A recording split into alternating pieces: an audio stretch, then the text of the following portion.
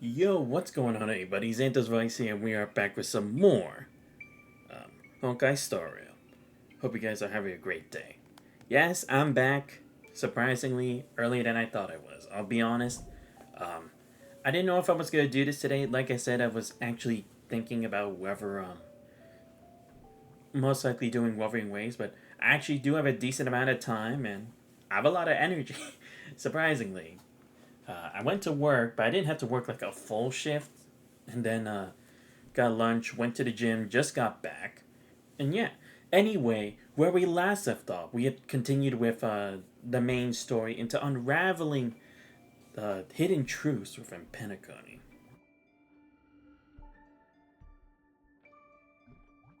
And with it, we've actually made a couple of discoveries, not really anything too crazy, but we're finally seeing what exactly was Gopher Wood's plan and what exactly the propagation has to do with all of this. And really just goes to show the propagation is a lot more of a dangerous problem than we thought. So it really does make me think, how do Luocha and Jingliu think that they can control like the concept of that or anything to that effect to achieve what they want to do regarding the situation in Zhangzhou Lufu, right? Because even with Ruan Mei's expertise, there's no 100% that they'd be able to fully utilize it the way they wanted to, or that it would actually be effective against the Aeon that they're trying to confront.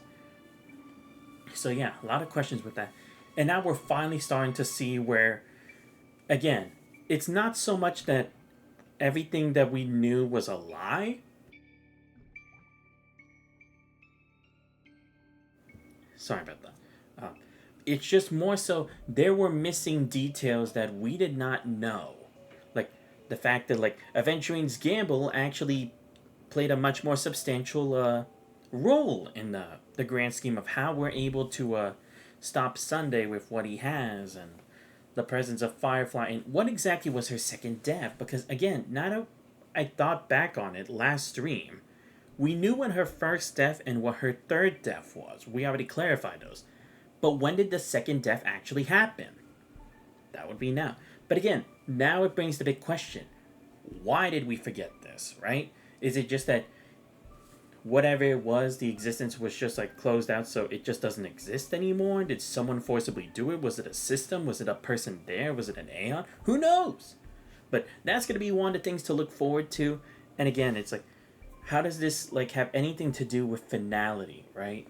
Because again, we brought up that word at the very beginning, and even if it's part of the chart of like fireflies and Robin's like path to reaching that point, again, why are these details so important for us to remember now of all time? And again, what exactly does Dahlia gain from doing all of this? Because again, she definitely does seem to be doing this for herself, for her own reasons. But again, what does she gain? Because it's less like she's just throwing in chaos for the hell of it, like Sparkle, because that's how elation is kind of defined. So, what's the difference here with Dahlia, or the Dahlia slash Constance, or whoever the hell she is, as the memo keeper? But this is going to be interesting. I can't wait to see how this is actually going to close out. And like I said, I actually respect this part of the story a lot more than I thought I was going to, because I'll be honest, after what we had of extra chapters after we finished the world, like when it came to the stupid university thing and the Fugway and Sunday extra like departure story, it really wasn't that great. I honestly don't know what they were thinking for the most. Like the Fugway and Sunday thing, I can kind of get parts of it, but I feel like some parts were unnecessary or it didn't have to be as long. Not that it was that long, but still. And again, the whole university thing, I guess it was to kind of like just get us to know about Doctor Primitive in a sense, and the professor as well. But aside from that, I just feel like the whole setup was just dumb. But yeah, I'm really liking how this is going because again, it's not only going over finer details, but it's really expanding on characters who deserved more. So yeah, we're gonna continue with this. Hopefully, we'll be able to finish this today. I'm actually gonna try to do my best to actually do that because, like I said, we're trying to upscale it so then we can get to 4.0 and hopefully 4.1 at some point before 4.2 uh, crashes in, and then we'll be all caught up with that. And like I said, probably tomorrow and Wednesday, there will be a stream for Wuthering Waves and a stream for Punishing Grey Raven, but I still have yet to figure out what's going to be on what day. Just depends on how I feel, but yeah, let's go ahead and actually try to finish this. So yeah, we're going to continue the challenge from last time, because now we're working with a Silver Wolf. Like I said, we're able to use Jade's power here because of the setup that the IPC had. And again, it really goes to show that, again, the Stonehearts are a lot more dangerous than we thought they were, right? Because if they don't even have to be present to use their powers, who's to say that a setup couldn't be formed without them being there? Because that's usually a flaw with a lot of villains' plans. It's that usually when they set their plans, then they're still like present in the area where they're conducting the plan, so that we can confront them and stop them and everything, you know, like every other bad guy. But here it's like Gopher Wood has eliminated that variable by getting rid of himself, and now if they can do that with like the stones, then again, who's to say that they wouldn't try to do that for other things? But yeah, now we're getting a clearer picture of what exactly happens here, but again, how will this end? That is the real question. And we're gonna go solve it right now. Of course, for my girl, Acheron. Again, unfortunately, I still will have to say Kafka's still number one. Now, you know what? I'll tie Acheron with Kafka. You know what? Acheron's just too cool to not have a number one. この盛大な宴はもうすぐ終わる。ここは最後の舞台への出発点であり、かつてはピノコニーのすべての物語の出発点でもあった。I also got all my snacks here, so I'm ready to go. それで準備はできたか? Head to where the story began. わかった。では目を閉じてくれ。蛍のかすかな光、一つの嘆き。生命体は眠る勇気があるからこそ目覚めることができる。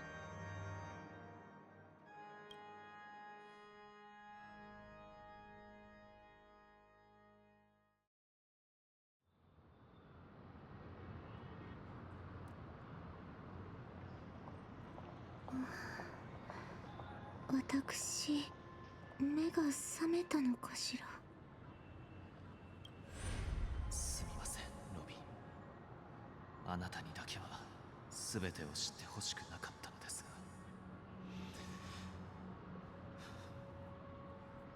が、掟の中で人間は社会を築く。そして調和の中で私たちは秩序を得るのです。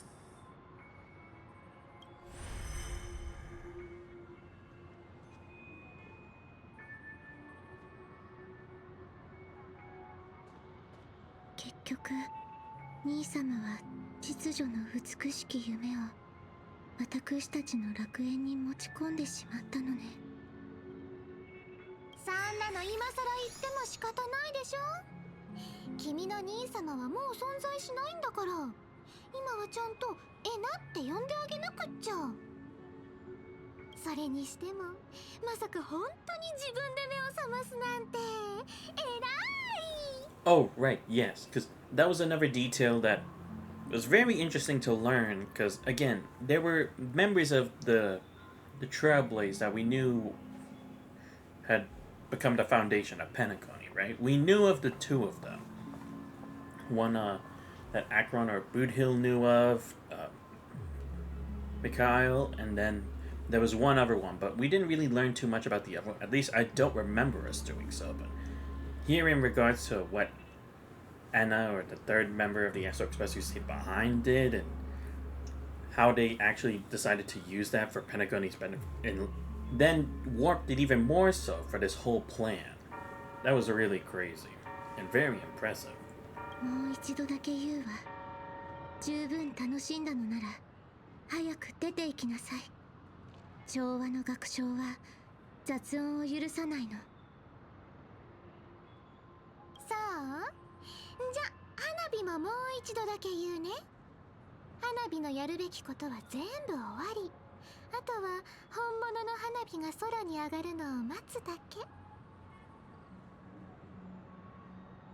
言いたいことがあるならはっきり言ったらどう？は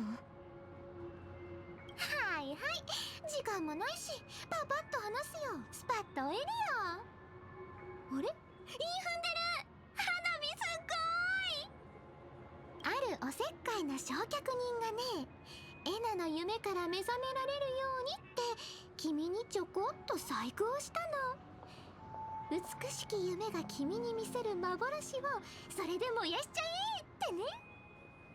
でも結局ではあなたはどうしてここに来られたの？それをね、愚者には千の顔があるからだよ。花火を満足させられるような夢はそう簡単に作れないってこと。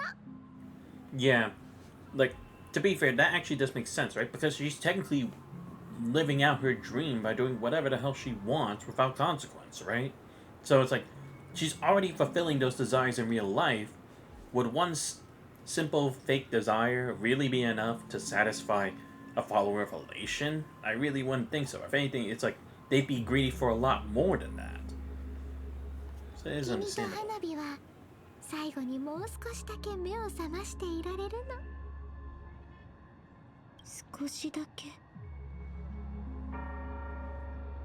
正直わざわざ会いに来なくても全然よかったんだけど、花火って優しいから一度殺しちゃってるし、お名返上のチャンスでもあげよっかなって。ピノコニーでまだ起きてるホストは君だけだよ。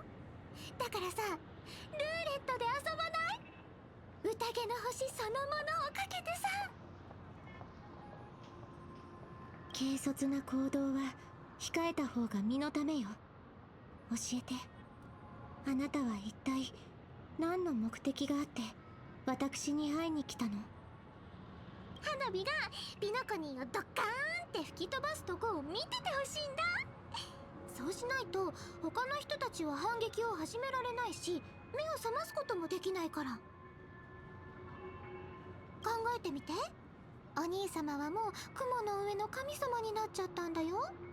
空に穴でも開けなきゃ会えないでしょ。トロッコ問題って知ってるよね。さあ選んで。みんなまとめてバイバイか、ピノコニーにちょっとした犠牲を払ってもらうか、どっちがいい？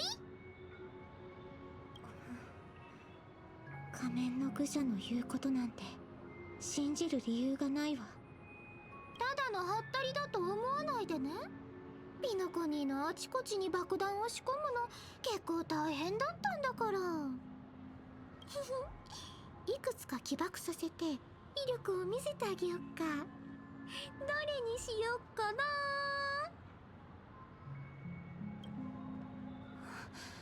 やめて。起爆すると夢を見ている人たちはどうなるの？全員死ぬ。そんなこと私が見逃すわけないってあなたにもわかるはずでしょ。選ばなきゃいけない時にわがままは言ってられないんだよ。まさかまた調和は平等ですなんて冗談を言うつもりじゃないよね。命はどんな時も冗談になり得ないわ、愚者。この世界にマシな悪行なんて存在しない。それは道徳と同じように測ることも比べることもできないものよ。結局調和のあれじゃん。でもそれで構わないよ。さっき言ったでしょ、これは爆発症じゃなくてルーレットだって。歌う準備をしてよ、小鳥みたいに。シュペの耳に届いたら、そうだって花火が全員ドッカーンするのをただ見てるだけなんてことしないはずだよ。そう思わない？どうする？花火がここを吹き飛ばすのをポカーンと見てるか、頑張って歌ってみるか。少なくともここにいる人たちの命は助かるかもよ。もしかしたらこれが君の最後の舞台になるかもしれないね。最後の。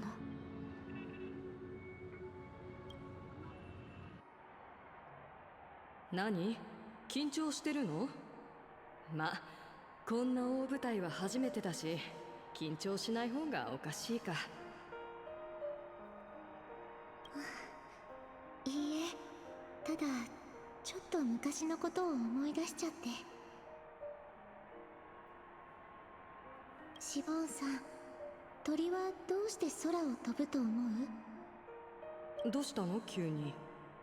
初めてこの問いを耳にした時、私も同じことを思ったわ。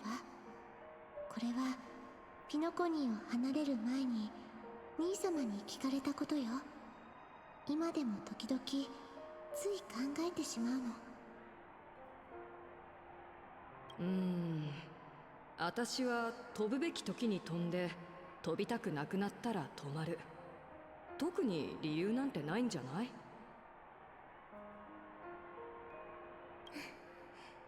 シボンさんの答えは私と似ているわね。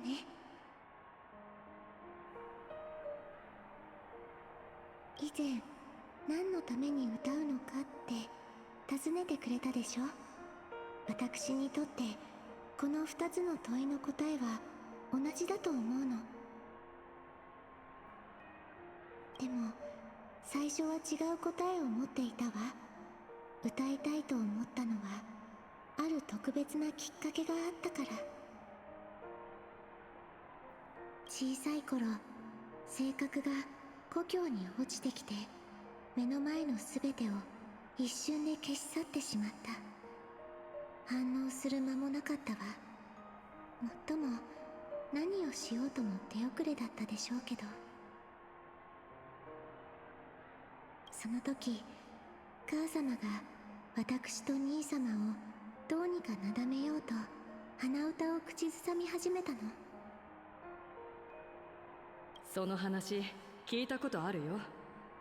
あんたが歌の道を選んだのもそれがきっかけだってよく言われてるしね。でもそれは違うの。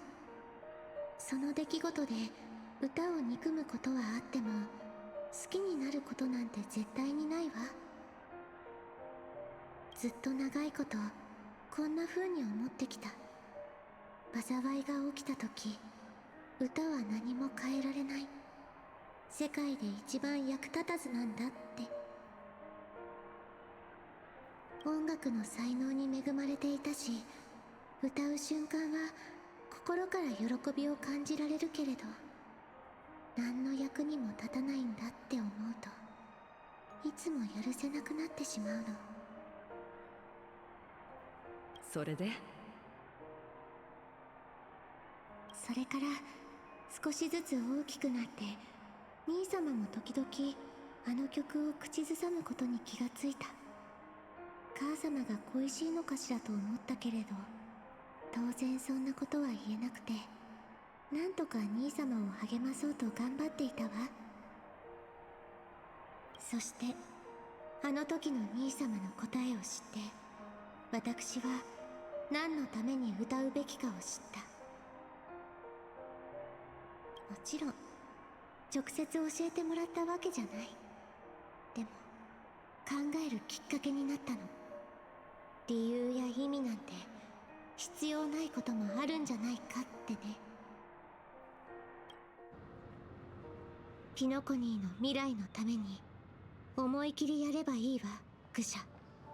でも私がいる限り誰一人傷つけさせはしない。あれあれ、今ちょっと思い出に浸ってなかった？ますます楽しみになってきちゃった。これが最後かもしれないよ。もし死んじゃったらみんなに君の結末をどんな風に覚えててほしい？彼女の生涯は鳥のように優雅で穏やかだった。今その唇がわずかに開き、羽のような軽やかな嘆きを漏らした。こんなのはどう？気に入ってくれた？無意味に飾り立てるのはおやめなさい。歌に必要なのは真心だけよ。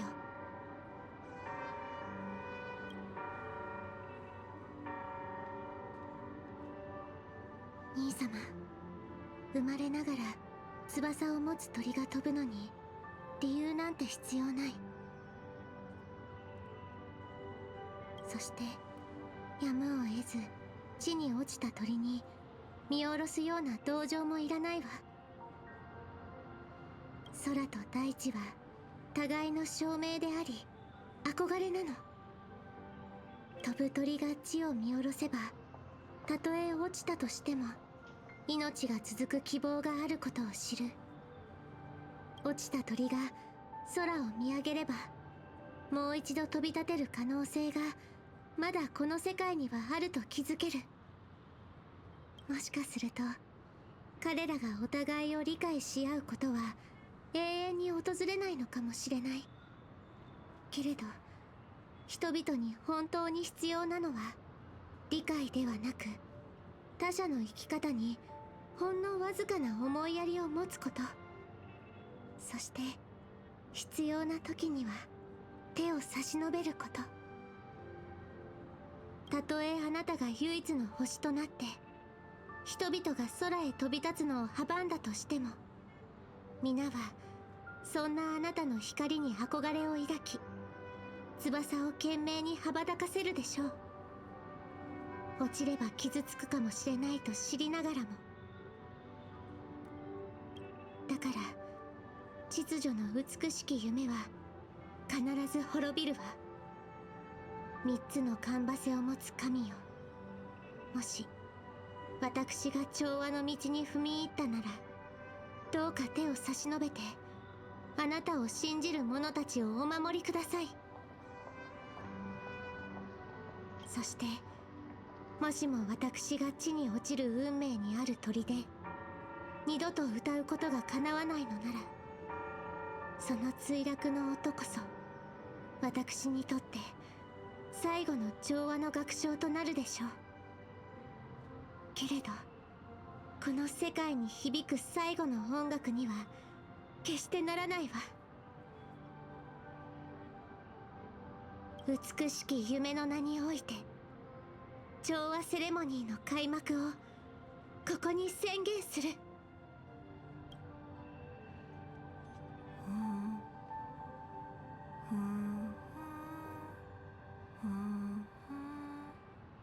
お兄ちゃん、お家が恋しくなっちゃったの？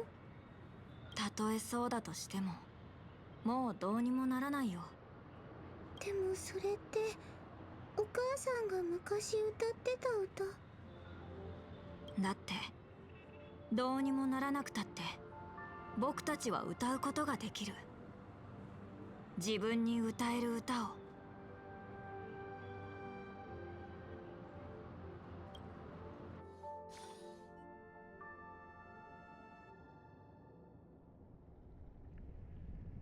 存在の地平線へようこそ。ここは眠る無双者の無数にある姿の一つであると同時に、目覚めた人々が虚無に別れを告げる出口でもある。ここで最後のお別れをしよう。自分の名前を忘れるな。果てで待っている。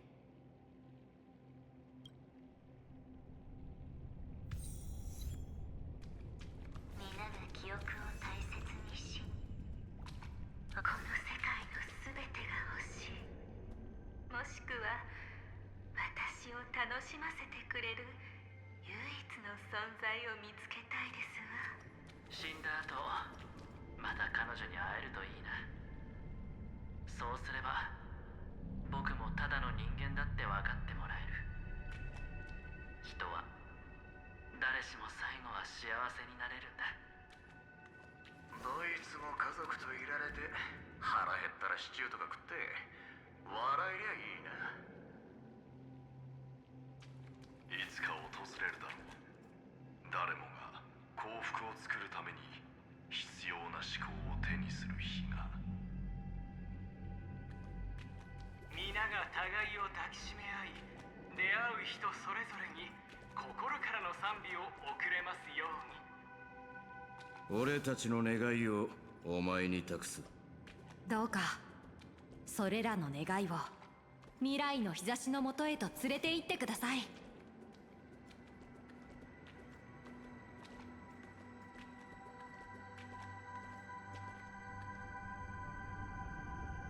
ねえ、私脚本読んでるんだけど、ネタバレされてもいいの？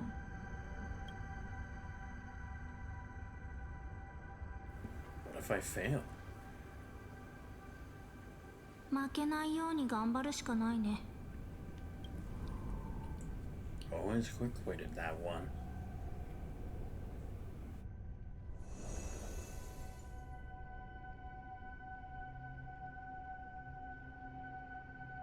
願いを残すのはまだ早いぞ。みんなお前を信じている。だからあんたもうちらを信じて。開拓の旅はこんなところで終わりはしない。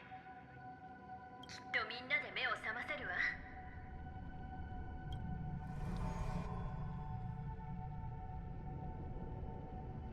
そう、生命体はなぜ眠るのか。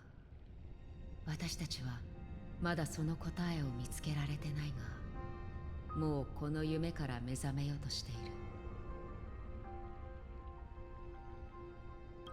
あるいはそれが答えなのかもしれないな。Dude, it still hits me every time when we have like this kind of like somber HI3 music. Because again, these were for like the serious moments where we had to think or are confused and stuff, right? Before reaching the next climax. Those things were... 最初に美しき夢を抜け出した者たちだ。眠る無双者は彼らの願いを垣間見た。Damn, I really missed that Honkai Impact 3rd Part 1. It was an amazing story. Which still reminds me, I have to go back to Part 2. But again, that's for another time. それら願いを抱くがゆえに、彼らは夢を見ることができる。そして願いがまだ叶えられていないからこそ、夢から目覚めることができるのだ。So after a wish comes true, people will feel nihilistic? そうとも限らないはずだ。私は皆の幸福を願っている。だが無に染まりすぎているせいか、時々こう考えてしまうんだ。虚無は傲慢で恐ろしい夢。それを招くのは得ることでも失うことでもない。道が途絶え、欲望が失われたその時にこそ現れる。願いが叶えば、人はそこから生きる喜びを見出す。だがもし新たな願いが心に芽生えなければ、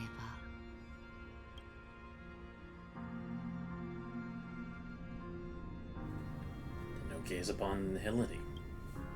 ああ、虚無の影の後ろにはきっと世界で最も激しく輝く光源が存在しているに違いない。すべての命が死に向かって激しく成長するように、私たちは虚無の果てに向かってその最初の光を追いかける。出発する前にあなたの願いを聞かせてくれないか。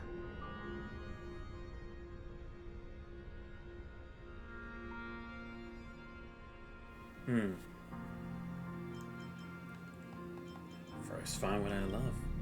そうか、よかった。重要なのは答えではなく、あなたが決断を下したということだ。I could have gone with the basic answer like the last one, but I don't know. I felt like just putting something different. What about your wish? 私に残されているのはただ一つの名前。それは本来の私であり、今の私がなりたい人だ。What about fireflies?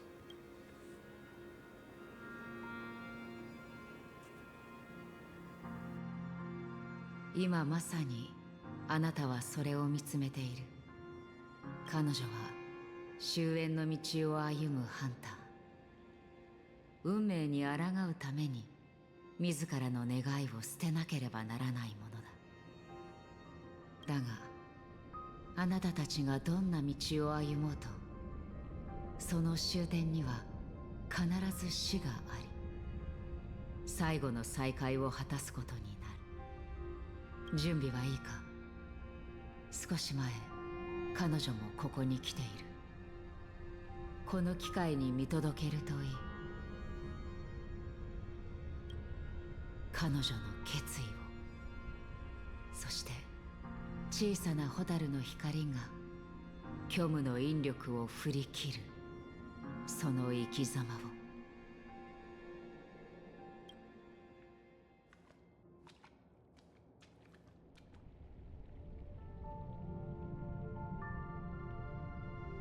あなたはかつて何者でしたか？ここは私死んじゃったの？本当に？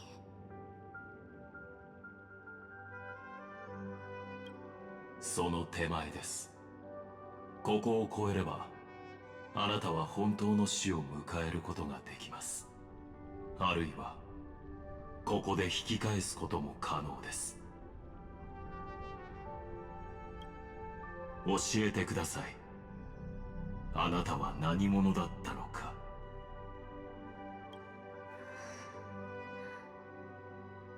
グラモスの敵。今は性格ハンター。ではこれからは？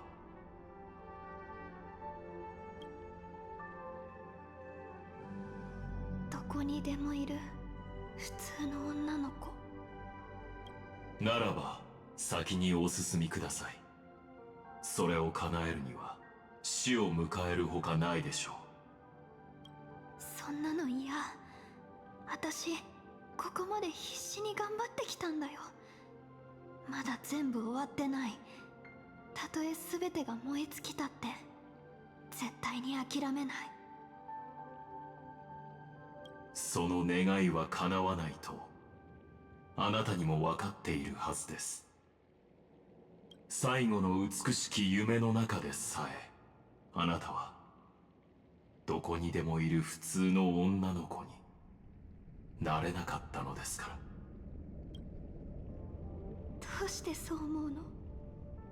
ファミリーの陰謀に介入したこと、ミームの刃に立ち向かったこと、未来を覗き見できる脚本を背負っていること、たった一人で蘇った宇宙の公害に挑んだこと、証拠を挙げればキリがありません。まさか彼と過ごした時間が何かの証明になると思っているのですか？ただの女の子であればそんなささやかな幸せが偶然の出来事であるはずありません。で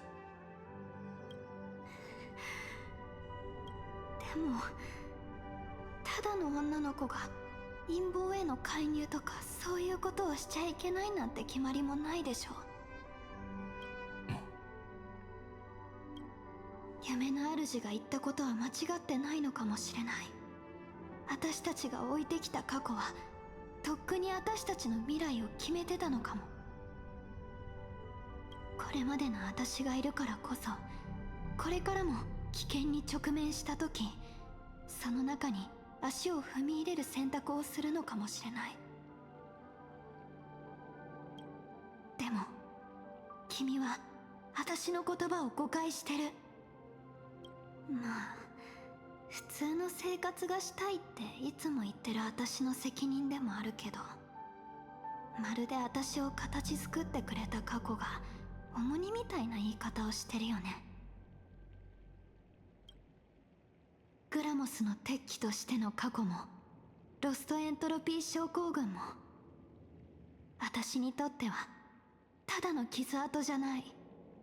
それがあるからこそ今を大切にすることも未来を探し求めることもできる。それがあるからこそ私は愛することの意味を知ったんだ。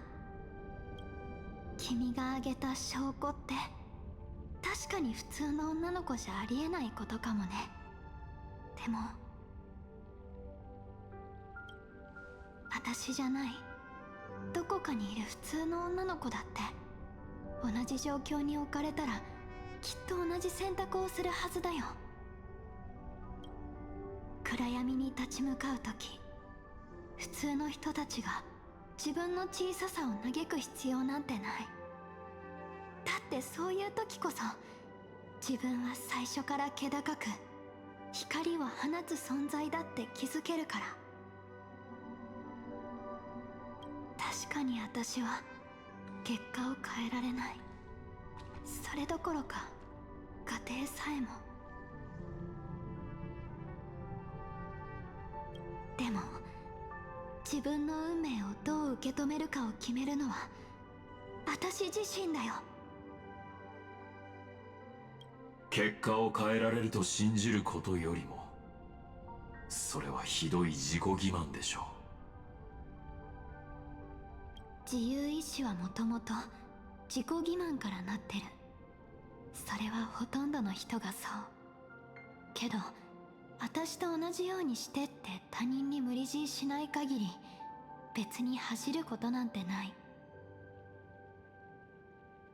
生命体はなぜ眠るのか、その答えは人それぞれなの。ですが、中には一生かけても答えを見つけられない人もいるでしょう。でも探し続ける権利はある。それを奪うことは誰にも許されない。私は絶対に諦めないよ。けどだからって諦めた人たちを責めたりもしない。私は選択の権利を取り戻したいだけ。みんなの、そして自分のを。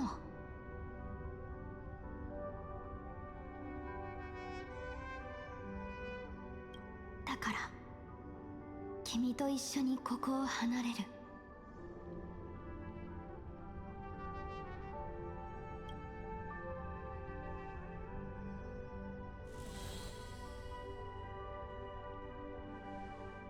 たとえ昔の力を取り戻したせいで私の死が早くなるとしても、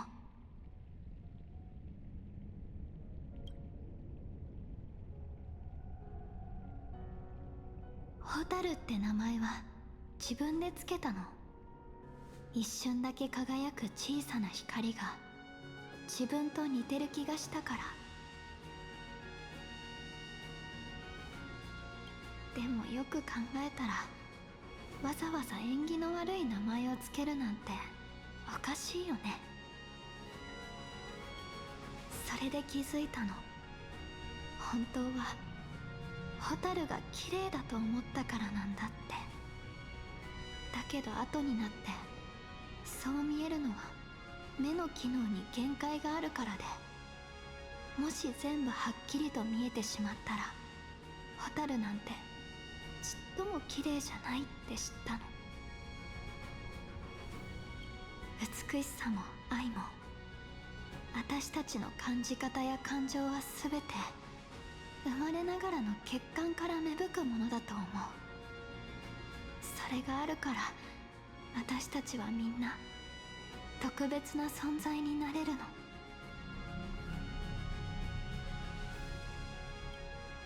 目の血管だって知ってても小さくて綺麗なものは好き。寒がりで夜風が苦手でもやっぱり星を見に行きたい。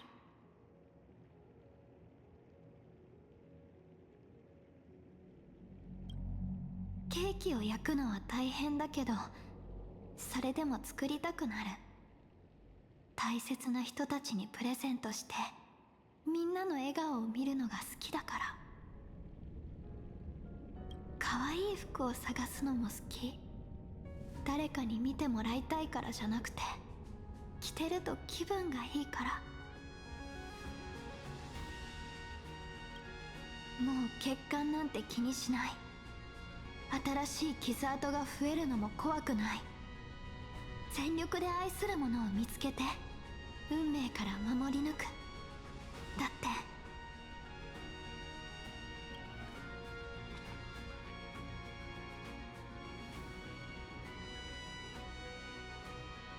夏の虫が火に飛び込むのは光を求めるからじゃなくて、その炎を抜けて自分についた火で誰よりも熱い光を放ちたいから。私の運命は暗闇になんか落ちない。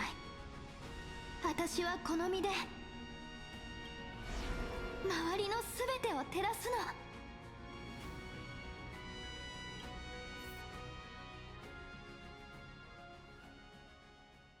時計の針が回り続ける限り、人はいずれ死を迎える。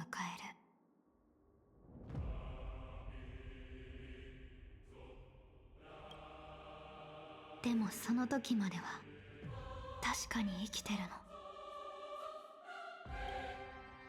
私の世界っていつも気づけば焼け野原になってるんだよね。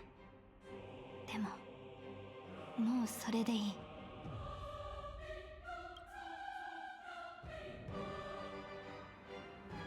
私が燃え続けてさえいれば、そこにあるのは怪人じゃなくて燃え盛る炎だから。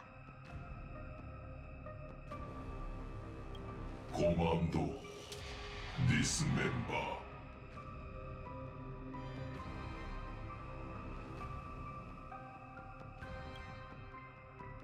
昔はね、君のことが羨ましかったの。災いとして生まれたのに、それに苦しむこともなく生きられる君が。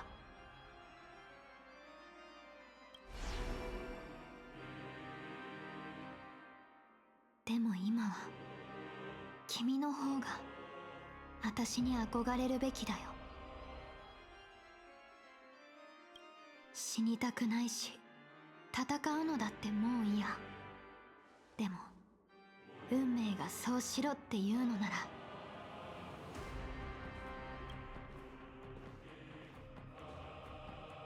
私は絶対に逃げない。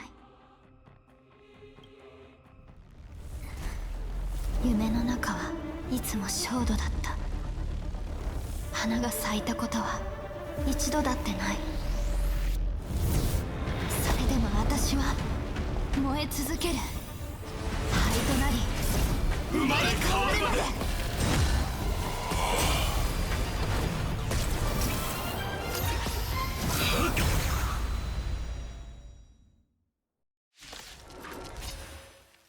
君が夢の主の出した答えなら、今度は彼の代わりに私の答えを聞いて。人々が希望を抱くのは死を知らないからじゃない。いつか死ぬと知ってるから変わりたいって願うの。ホタルは生きるために全てが燃え尽きるまで。命の花びら、いずれ風に吹き落とされる。生きるために研究の価値あり。ふっ、総合訴訟。匂いますね。近隣連鎖万象。いずれ次の清らかペースを合わせるぞ。アドリブで実行願うわ。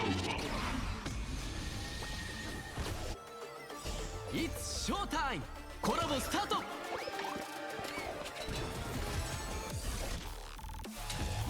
燃やし尽くす。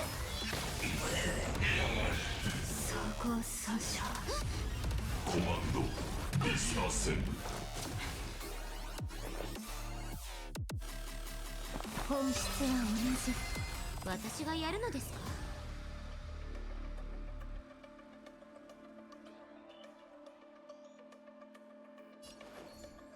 汚れを払わない。スタンバイ。ドリームカムトゥルー。ファイアフライ4生きるために。バイオマス調整中。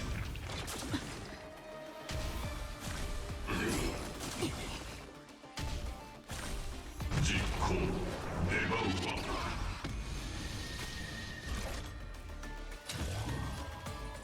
ア燃やし尽くす。生命は呼吸するだけではなく匂いますね。清らかペースを合わせるぞ。捕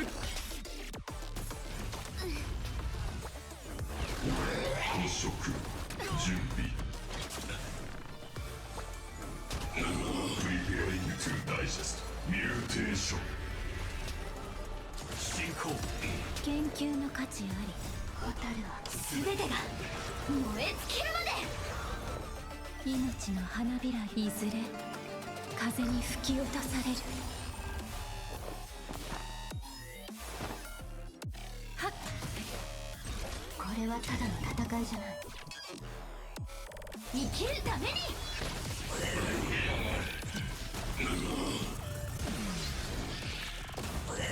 酔いしれなさい。近隣年祭万象はいずれ過ぎゆく。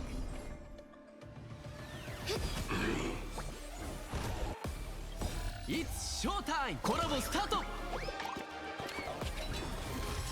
スタンバイアドリブで。ファイアフライ燃やし尽くす。本質は同じ。ドリームカムトゥルー。これ生きるために。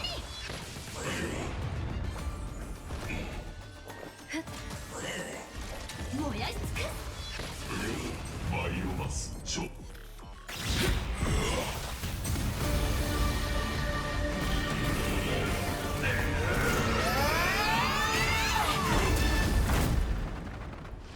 そうだよ、まだ終わりじゃない。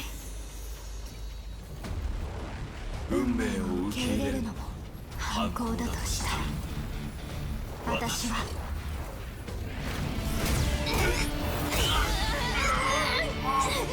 死を受け入れる。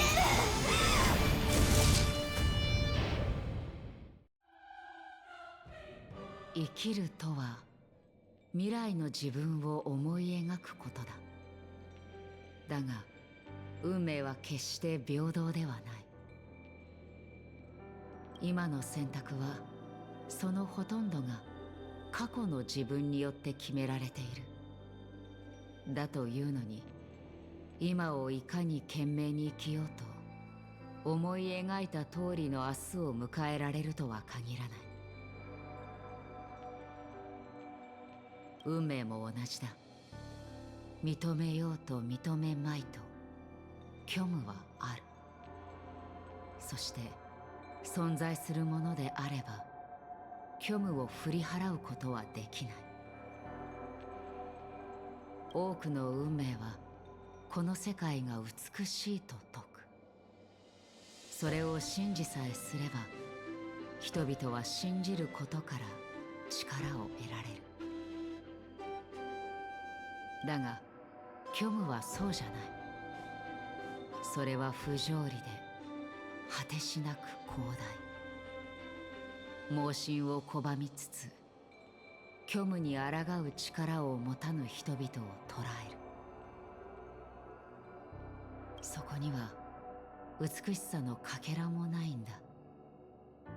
信じるにせよ盲信するにせよ、人々が信念から力を得るのであれば心からそう思わなければならない。無理やり神戸を垂れさせるのではなくな。この先は厳しい道のりになるだろう。もう一度出発点に立つ覚悟はできているか。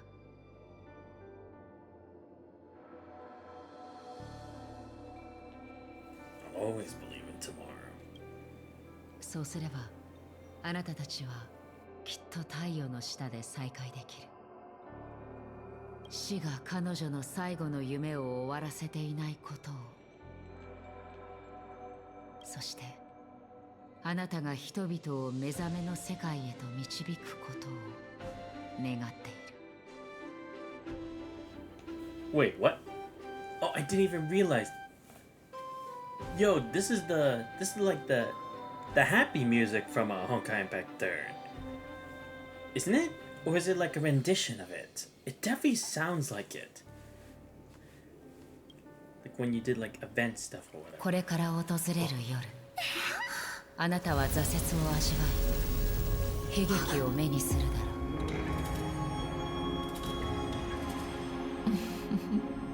Oh, okay, so 私が that's 一 what 品 really し happened. 私が酒を注ぎ私が奪う。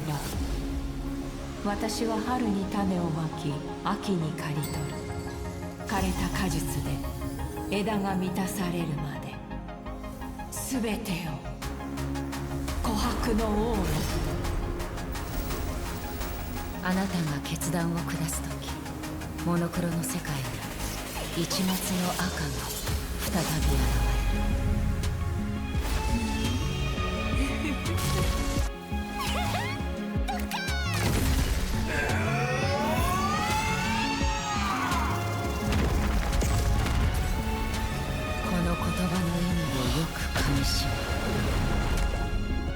目覚めの世界へ帰る。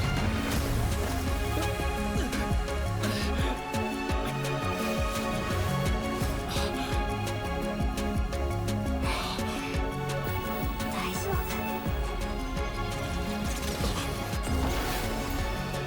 全てが夜明けに消えると知ってても夢から覚めるのはもう怖くない。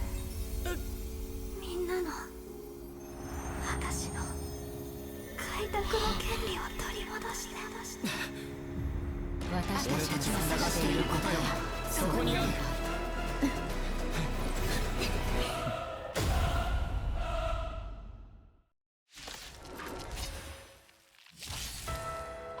サンデー、夢はもう終わりよ。 Oh, here we go. ピノ Now コニーの we're 未来を back 決 to める where のは things are 秩序ではな different. く人々の意志なの。エナの力、まさか構いません。元より本意ではありませんでした。では人の姿で修論を明らかにしましょう。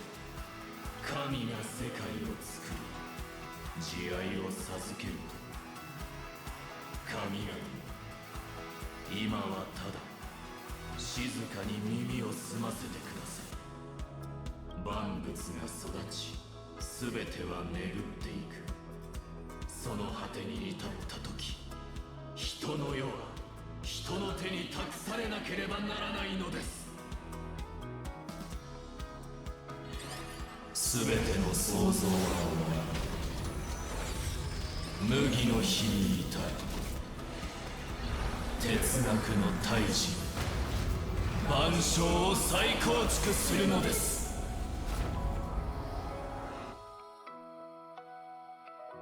この地に神はもはやいない。楽園を作るのは人の王です。彼は新たな運命を創造している。完全になり得ない秩序、ここにて断ち切る。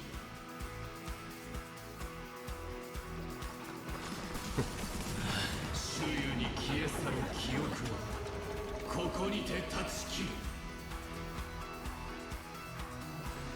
Oh, right. It'll end by the 7th day, right? Wait, I didn't press this. What the hell? I got it. Oh, I guess she probably just did it herself. Okay. Interesting. Yeah, if I'm remembering correctly, if I am, that scene where I was in the sky, I was where Acheron, right? If I'm remembering. Because again, it's like that kind of led to like.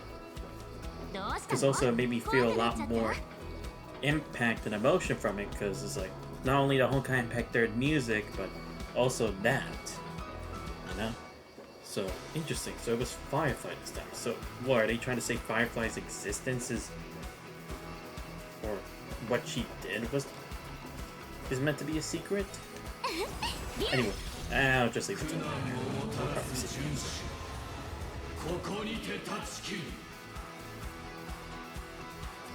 だがティエルナンの弾丸は今も美しき夢を守り続けている。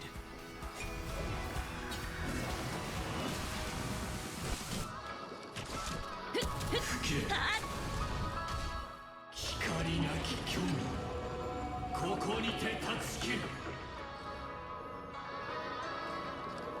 だが時計屋の意志が擦り切れることは決してない。争いに意味はない。不可能と知りながら進む開拓をここにて断ち切る。それでもミハイルは明日を信じてた。人間は星空を掌握する欲望を隠さない。私もよ。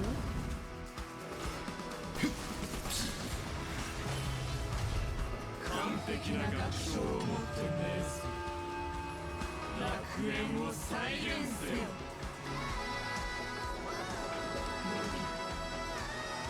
あなたが歌っているのです。さあ、新しい時計屋になる時だ。静止した世界に幸福は永遠に訪れない。以降12の時にコンパスの針をつけに道を開拓することで俺たちは時間を進ませ、それに意味を与えられる。美しき夢が終われば明日が来る。みんなが前に進んでたくさんの物事に出会えるの。明日を迎えればみんな分かってくれるはずよ。世界は美しく守るために戦う価値があると。立ち止まった美しき夢じゃ俺たちの願いは閉じ込められない。 What the hell was that to the moon thing? この旅がいつか軍政にたどり着かんことを。吹け。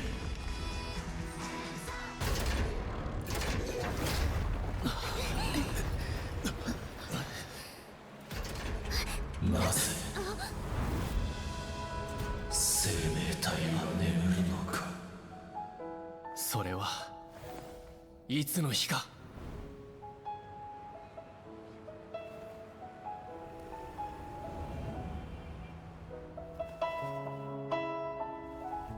夢から覚めるためだ。や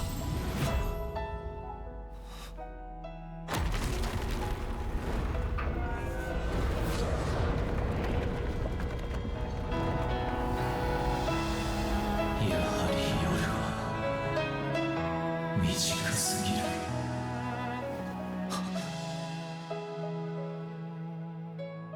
兄様、夢から覚める時よ。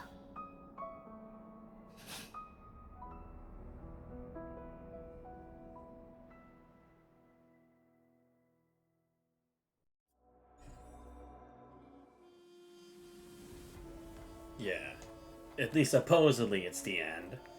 But we all know that this credits is just a fake. We have yet to see the actual end.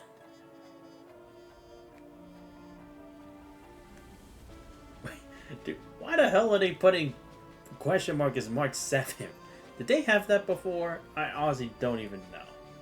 Penacony as Gallagher. You know what? That actually makes sense. But still, at least we actually got the confrontation with Gopher Wood. Because, again, it's like... he was supposedly a part of this whole great plan, but we never actually saw him through the extent of the main story initially. Now we actually did. Okay. But those fights weren't as bad as I thought it was going to be. Probably because I had the right team set up, but still. 夢はもう終わりですわ。 Yeah, but now comes what I really want to know. Why did I need to remember this? And why did this happen?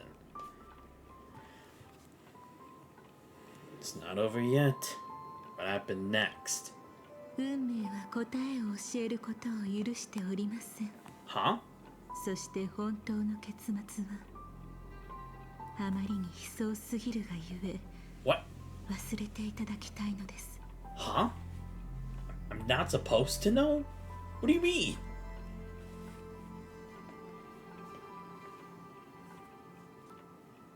won't stop here. You should know that by now. でしたら私の最後の嘘を告白いたしましょう。 Sure. 実はあなたには誰の記憶も見せておりません。 Huh? 私自身のものも含めて。 What? So you mean not even mine? Then what? あなたが目にしたのは私が偶然手に入れた脚本です。そこには実際に起きた全てが記されていました。 Huh? そしてそれがきっかけとなり、あなたは自分の記憶に入り全てを思い出したのですわ。 Hold up.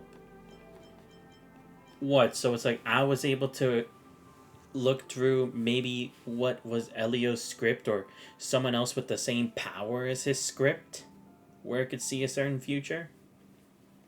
Is that what she's implying? What does that mean?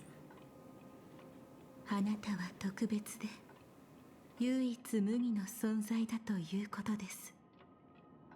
誰一人成し遂げられなかったことを成し遂げたのですから。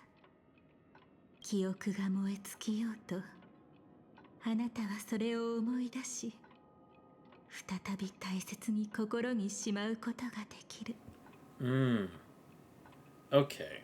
So it's not like my memories were moved somewhere else in my mind. They were just completely erased of that event. Or at least of that script, right? But why? 性格ハンターがこう言っておりましたわ。あなたは時を動かし、そこに意味を与えられる人、運命を変え、無念を晴らせる人なのだと。ついてきてください。お見せしたいものがありますの。エリオ Huh? Wait, what? Wait, that's Elio? The cat? I was wondering because it's like, we saw the cat here the whole time, but I didn't think anything of it. I thought it was just her pet or something. Wait, what? Wait, hold up. Are you telling me you did this to bring me to meet Elio himself? Like, we were meant to confront, like, maybe it's like, now that I've reached this point, we're finally ready to reach the next part of the script? Is that what it... And, like, Dahlia... He hired Dahlia for this? But then why not use someone like Black Swan if that's necessary? Just because Dahlia does things her own way? Or, I guess because it'd be better for him not to, like, intermingle with Black Swan because she still has connection to the Garden of Recollection, whereas, the Dahlia or Constance is just on her own, just rogue. Susie, you're telling me this is Elio?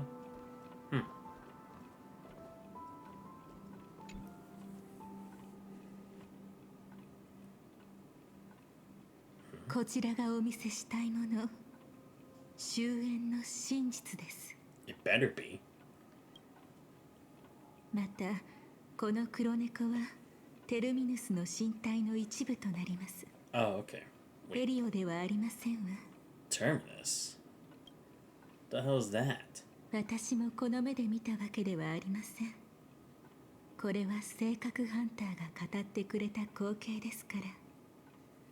テルミヌスが再び神となった時、祖は千の手を持つ姿で現れ、こう告げるそうです。この身は終焉となりて、時の輪を高く掲げ、世界の破壊者とならん。 Wait, hold up, what? When it ascends to godhood once more.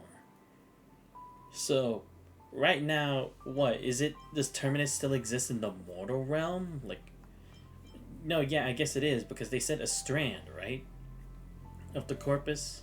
But then, where are the others, and where did the strand even come from? その後、テルミヌスは神の力のすべてを宿した黒猫の群れへと変じます。彼らは世界の果てより立ち、時を遡って宇宙が生まれた瞬間へと向かうのです。そして今あなたが目にしているのがそのうちの一匹。エリオはその中でもより特別な存在であり、彼の正体を知るのは性格ハンターだけとなります。Was Elio maybe like another strand? Or maybe like the actual corpus of Terminus? What connection do I have with the cat? まだ思い出せていない結末がその答えを教えてくれます。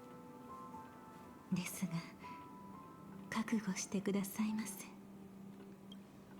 実はディエス・ドミニを打ち果たしてからピノコギーを離れるまでの間、ホタルさんは誰とも会っていないのです。は？そう、あなたとも。Wait. She didn't meet anyone between the fall of the Great Septimus and... Wait. What? Wait, so are you saying the Firefly that we interacted with on the ship with Sparkle's prank, that wasn't really her? Is that what you're trying? Or are you saying like after that thing happened, like with Sparkle's prank and everything, she never left after that? Or no, like wait, what? I'm so confused. 彼女は3度目の死がどれほど悲惨なものかを知っていたため、遠くからあなたを見守ることを選びました。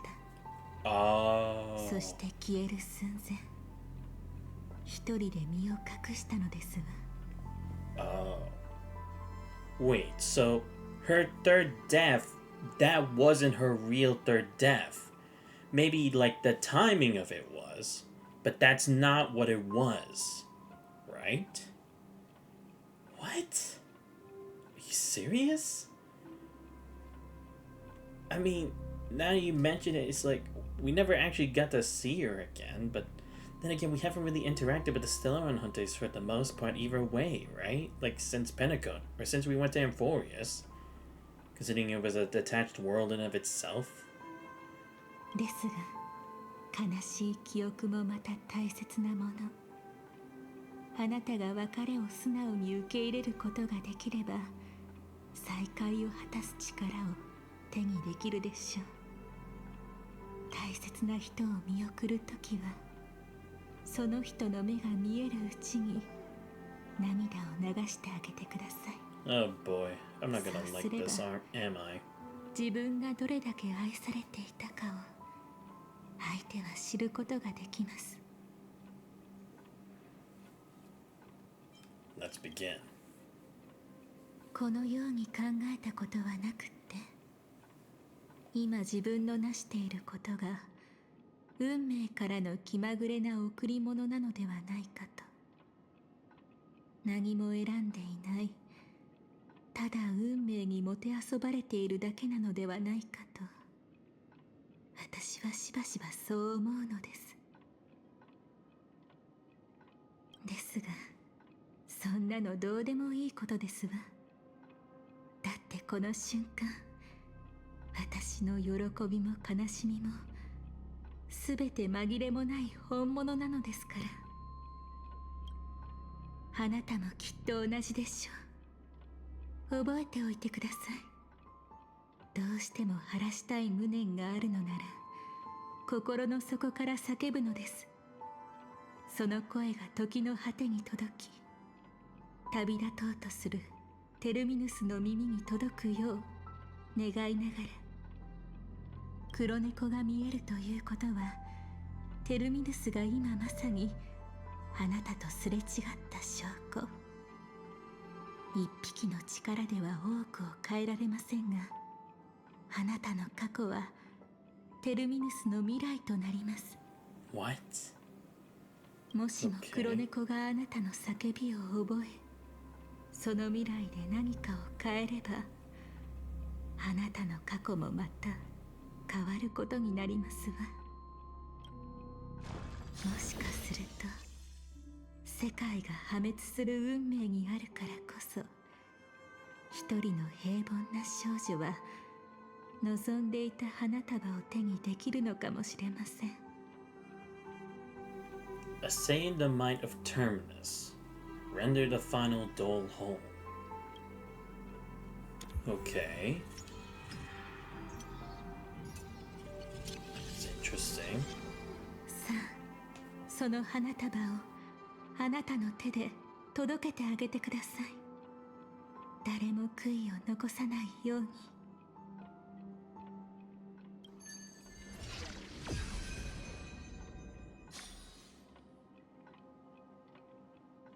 再会できる日を願っていますわ。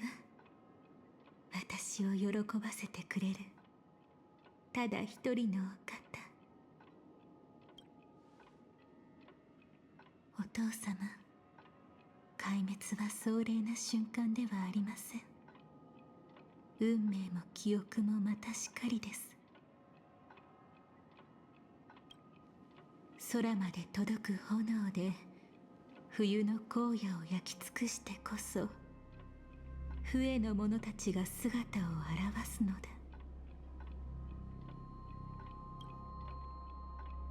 それは工作者が世界を作り変える経験であり、世界を描く者の見業でもある。彼らは怪人の中で明けの明星を描く。なぜなら極度の飢餓の時にこそ星々が回り始めることを誰よりも知っているから。生命体はなぜ眠るのか、いずれ自分だけの答えを見つけることができますわ。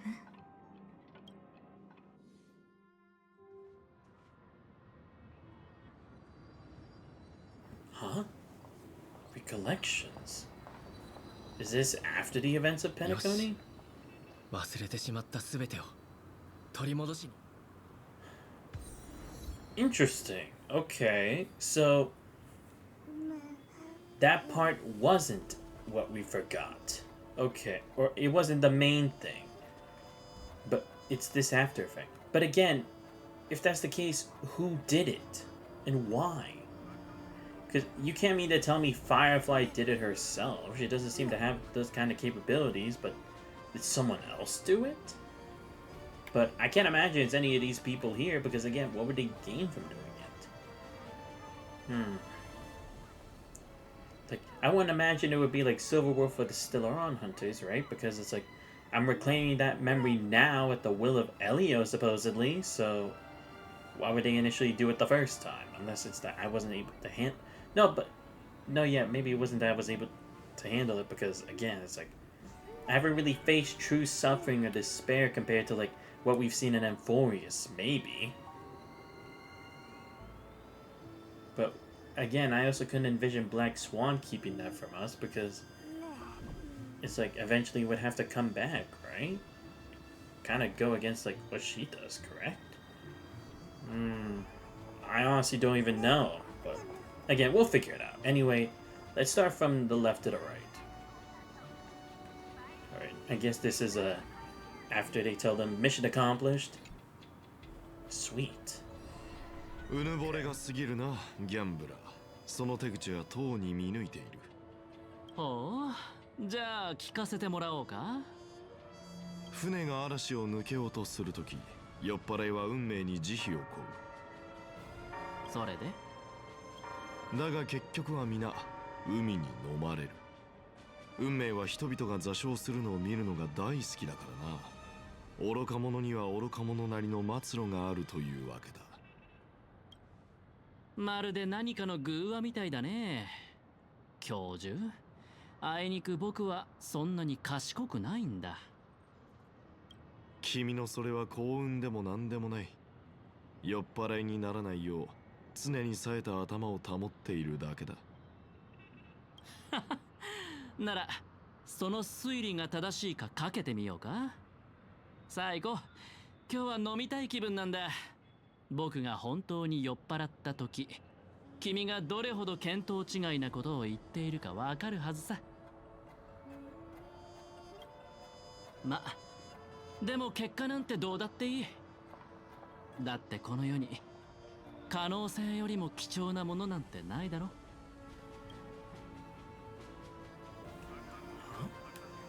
Why was that important? I guess to show that it's like it didn't really go like it wasn't the ending that they had tried to make specifically, like the IPC, but at least it's good enough for them. Is that what that's implying? Because I don't know. I'm not really understanding why that's significant. Okay, we'll try this now. Realistic. 新たな運命を作り出すなんて本当に驚いたわ。妹のあなたにならわかるでしょう。もし本当にそれが成し遂げられていたら、一体どんな運命になっていたのか。開拓同士の戦いが待っていたわ。ただ兄様は間違った答えを選んでしまった。開拓の初志を抱きながらも歩んだ道は統治であり、征服という名のものだった。たとえその願いが人々の幸せを願うものだったとしても、結局は独りよがりに過ぎない。救われるのではなく、自分の手で自分を救いたいと望んでいる人だっているわ。あなたもこの世に神は存在すべきではないと考え。いいえ、たとえ何もしない神様であっても、多くの人の心を支え慰めとなることはできるわ。ただこの世に人の王はもう必要ない。だからこそ私は信じている。兄様もいつか全てを分かってくれると。過ちを犯してしまったけれど、一生を牢の中で過ごしてほしくはない。兄様にも自分の手で自分を救う機会を見つけてほしいの。そう。だから私を訪ねたのね。Oh, I see. Right. I forgot about this. Yeah, because Jade came in to Sunday's like confinement cell, right? And she was making a deal for someone else, right? And I was assuming it was Robin, but we didn't get the context of it. Okay, so that's what this is. That exchange. あなたと取引させて、そして話し合いましょう。ピノコニーがカンパニーにとってどういう立場になるかを。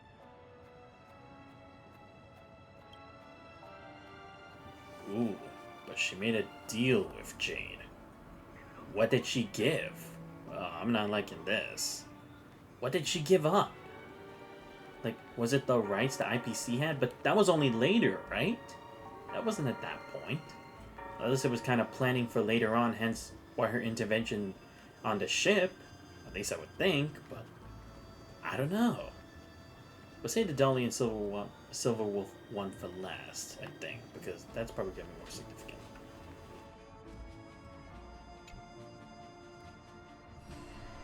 焼き尽くした？そう。アベンチュリンさんの時のように、あなたが刀を抜いた瞬間、虚無が無境を侵食していったの。ただ幸い、それは無境で起きたことだった。コンスタンスが全ての無を引き受けて焼き尽くしてくれたわ。彼女が完全に回復するにはきっと長い時間が必要になるでしょうね。すまない。いいえ、むしろ感謝を伝えたいそうよ。ただ彼女は大切な用事があるらしくて、代わりに会うよう頼まれたの。彼女は多くの人を裏切り、日々を復讐者たちの殺意の中で過ごしてきた。けれど虚無を焼き尽くしたその瞬間、彼女は自分が咲いたと感じ、初めて生きる喜びを味わったと言っていた。そういえばダリアの花言葉は裏切りだと思われているけれど、最初にダリアが見つかった星では生命、そして繁栄を象徴する花だったそうよ。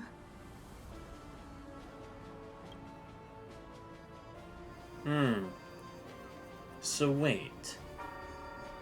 Right, because I was wondering when that was going to come into play, right? They were saying, like, nihility is too dangerous of a force to interact with others, hence why Firefly wanted me to be separated from Acheron as much as possible, because I would possibly get infected or corrupted by it. Are they trying to say, like, what Acheron did to get rid of one of the layers, it was actually going to do much worse? And they had to contain it before it actually destroyed everything, like, completely? I guess I can kind of understand, because as a self-annihilator, it is, like, another form of destruction, but kind of more similar to, like, erasure rather than destruction. I guess that's maybe what they're trying to play in. If that is, ooh. Again, the power scaling for Acheron's gone much higher. At least, if I'm understanding that correctly. Okay. Again, I feel like for some of these, you kind of have to think a bit more deeply about. Like, the thing with Robin and Jade, that you could kind of figure out. But with Aventurine and Ratio, and for Black Swan and Acheron, I feel like those potentially, again, unless it's obvious and I'm just not perceiving it correctly, then it isn't really, like, that easy to, like, think about unless you think deeper on, like, all the details that we've been through or talked about before. Alright, now what about this one? Bitter. やはり私は歓迎されないのですね。これはエリオの決めたことだから。彼は私の未来を見たのですか。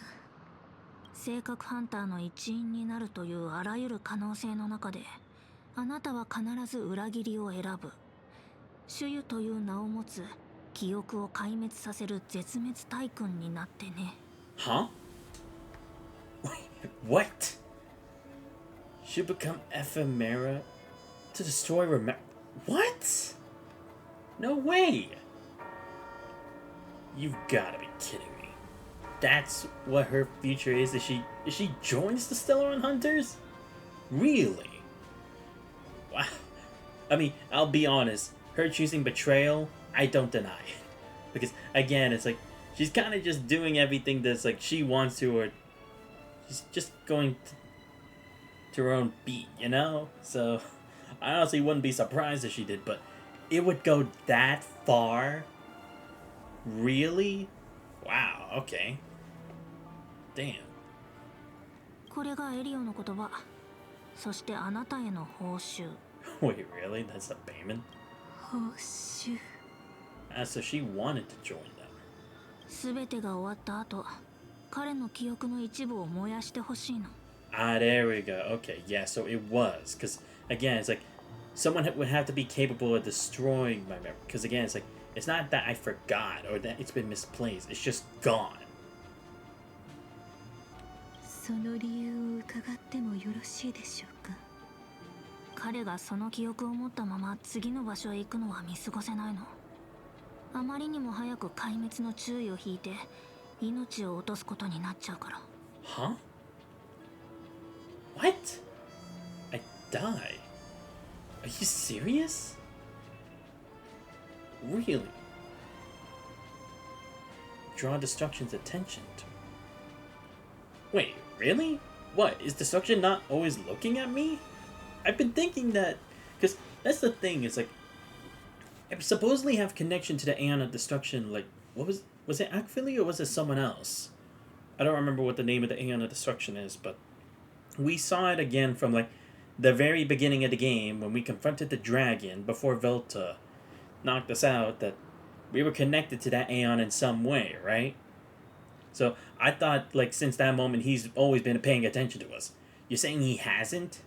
Well, actually, no, yeah, that would make sense, wouldn't it? Because he was focusing more on Finon. But why would he have to turn it against me then? What happened?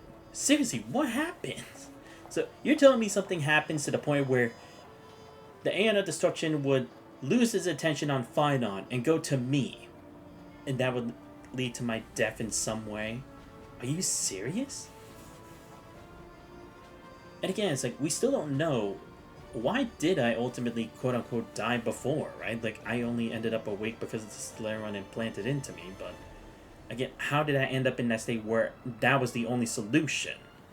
We never came close. We never got anywhere with learning what that is. Like, we at least know his general past with the Stellaron Hunters, but we don't know anything more than that. And really, these memories... But why? It doesn't connect to anything yet, right? Is it because it has to deal with... potentially we were able to reach a point where we almost, like, destroyed an... Wait. Is that why? Because I would... No, it would, wouldn't it? Again, this is just me thinking. Maybe we'll see more of the reason why, but... Does it have to do with, like, destroying an ion, perhaps? Because, to be fair, that was kind of the whole thing with their plan with the Aeon of Destruction and number one of the Genius Society, Lagus, right? Their whole point was to create, like, another version of Iron Tomb to then eliminate the original one, right? Then cause this war between Aeons after destroying one, because then it would prove, like, inevitably Aeons can be or dethroned as well. So, is that kind of what it would be? But again, I only did it because of my help with everyone else. It's not like I did it myself, so maybe that's not it, but it would somewhat make sense. Again, I'm missing a lot of pieces here, and it definitely is a stretch, but maybe? Because again, I can't think of any other information we've learned up to this point that would be too dangerous for us to know, or like we're not ready to learn yet, and that would affect us to the point that destruction actually focuses on us instead of Finon and Lagus's plan. I'm actually kind of curious. I'm really curious now. ええ、お引き受けいたしますわ。ですが、いつか必ずそれを彼に返します。たとえあなた方が止めようとも。I see, but probably at the very least wait until after what happens next, because they probably knew I was going to Amphorius. 誰も止めないから安心して。脚本にはその日のことがもう書いてあるから。Oh, okay, so yeah. それは新たな始まりとなり、始末は壊滅と合流する。でも銀河が手を取り合って、それを乗り越えていくの。The four apocalypses. Wait, are they talking about the four paths they mentioned before? Because we talked about it, right? In that, at one point in the end, there were like 3 paths that we talked about that would lead to like the world ending or something. But there was one that we never uncovered what it was, right? No, yeah, it is, isn't it? Is that what this is? Because we talked about Harmony was one of them, wasn't it? With Shipei? I think? Yeah, because I think it was Harmony. I think it was... Damn it. Because I remember one of the blank ones, I was thinking maybe it's Remembrance, but they're covering it up, but maybe it's actually something else. But I think Harmony was one of them, right? Because it was one of the ones that we kind of like... was the main Aeon for one of the worlds, correct? Is that what it is? Because we learned about one of the 4 apocalypses too early? At least I think. No, but wasn't one of the other ones listed Destruction? Damn it, I had it in my notes, but I accidentally erased it, I think. Shit. I'm trying to check if I actually have this or not. I probably don't, but I hope I do. Give me a second. I'm just checking.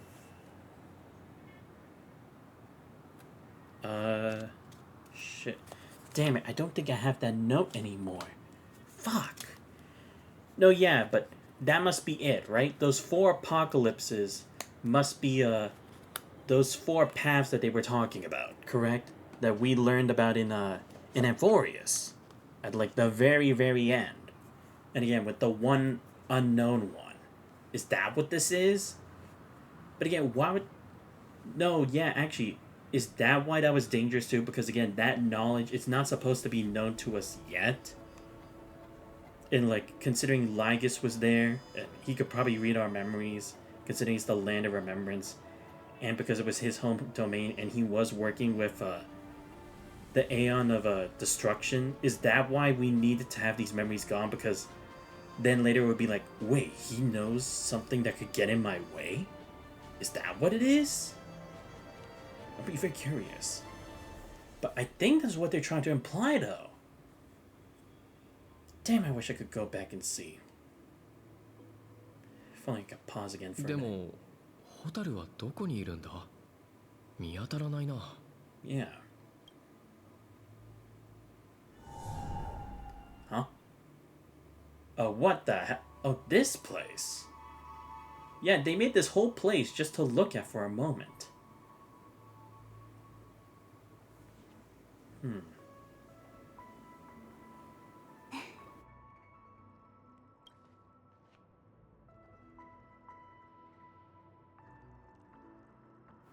Here to see your dream through with you. どうしてここがわかったの？ Waiting for you to come find me. ごめんね。わざと避けてたわけじゃないの。でもこれには理由があって、このままここにいさせてもらえないかな。約束のことをどうして知ってるの？何も言ってないのに。Destiny works in mysterious ways. 運命って不思議なだけじゃなくて、優しくもあるのかもしれないね。そういえばまだ話してなかったよね。ピノコニーに来る前にやりたいことをすべて手帳に書き留めておいたの。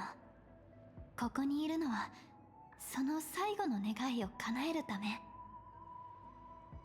実はこっそり君の後を追って話しかけるタイミングをずっと見計らってたんだけど、やっぱり邪魔したくなくって。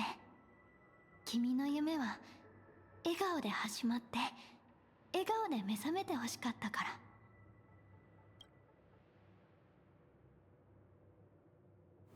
Where do you want to go now? 花火を見に行こうとしてたんだ。ピノコニーには大きな飛行船があって、そこから眺める花火は見なきゃ損するって聞いたの。だったら一緒に見に行こ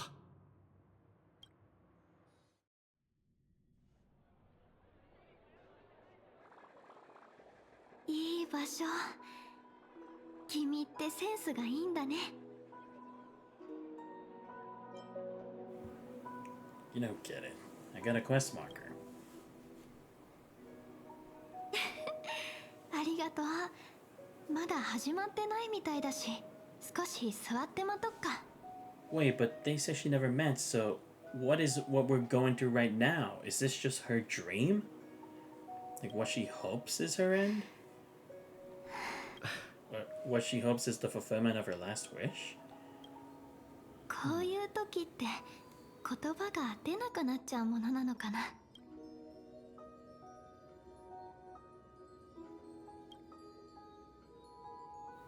Nervous? どっちでもないかな。実はね、こういう状況を説明するのにちょっと好きな解釈があるんだ。会いたい人に会う前ってその情景をつい想像しちゃうものでしょ。自分の言葉で相手が笑ってくれるとかね。いつしか伝えたい言葉は会う前に全て言い尽くしてしまう。そして実際に会うと、今度は相手が想像よりも素敵な存在だって気づいて、その素敵だっていう気持ちをどう伝えたらいいか言葉が見つからなくなっちゃうの。Wanna know a story from the past? ごめん、それは言えない。教えれば恐ろしい未来につながるってエリオに言われてるから。ちょっとでも話せば君は次の駅で命を落としちゃうって。唯一教えられるのは私たちが再会した理由だけ。ずっと昔君はこう約束してくれた。もし私が夢を見られたらそれを素敵な白チュームにしてくれるって。 But I've forgotten everything. Indeed, the girl once cherished dearly was her appearance that, if not lost, had changed. Her smile never faded, just like when she faced destiny. 大切なのは同じように真摯な気持ちを抱き続けること。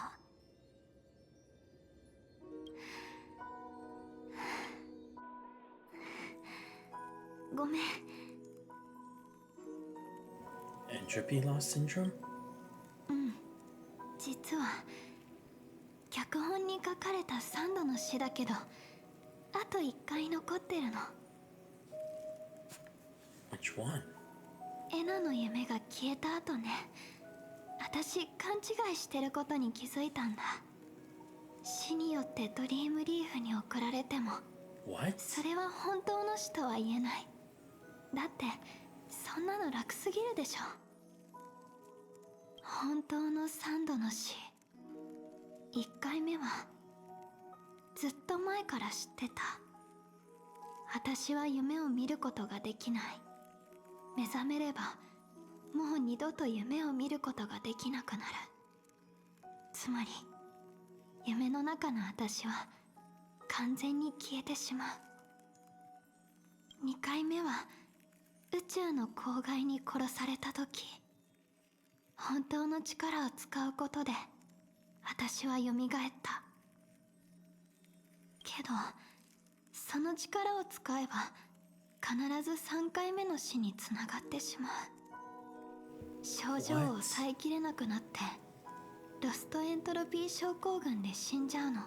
You've gotta be kidding me. Because I was wondering, it's like, that their death seemed pretty, like, it wasn't even really a death if you can really describe it as such. So, and I'm only thinking of that now, so, what? So all 3 deaths, that actually wasn't what it was, right? Again, probably just like them clearing it for me to say like, oh, this is what you should perceive as her death in this script. But what actually was, we weren't actually there to, or like, just we didn't comprehend what the death would actually be in turn. ピノコニーに来た時、無境はすでに現実と溶け合い始めてた。夢を見てると思ってたけど、同時に目覚めていて現実を歩いてる。これじゃロストエントロピー症候群の進行は止まらない。 Oh. Because all of us, it's just our consciousness going into the dream. Her, she's actually the only real person in this world. She went in whole. What? でも心配しないで。銀狼に聞いたけど、現実ではそこまで悪化してないから。この話はここでおしまい。君の悲しそうな顔を見るのが怖かったの。これは私たちの何よりも素敵な白チュームなんだから、最後まで笑顔で楽しみたいでしょ。だって私たちはこの宇宙で誰かと一緒に過ごせる時間がいつ終わっちゃうかわからないから。ねえ、目を閉じてくれる？たった一度しか見られない夢なら最高の私を見てほしいの。終わりが近づいてきた今、少しでも綺麗でありたい。昔よくやってたように目を閉じて一緒に過ごしたあの情景を思い浮かべてくれる？私のことが見えなくても私たちは一度だって離れたことなんてない。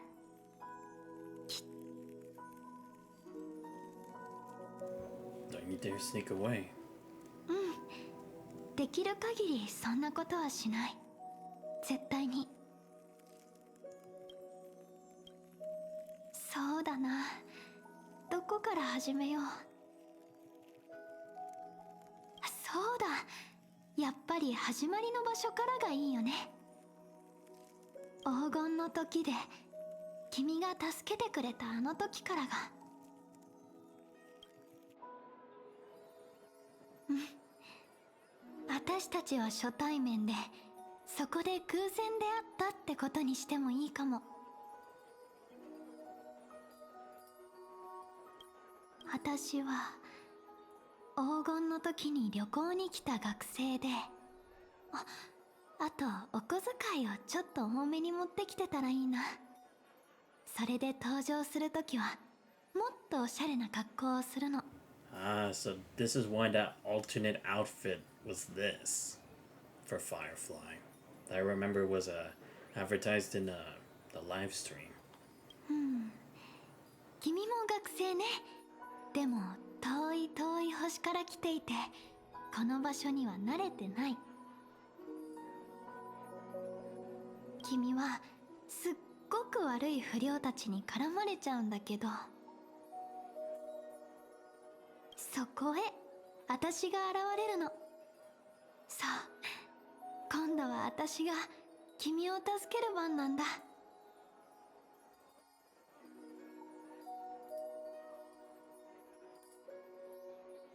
Why don't we team up and fight together?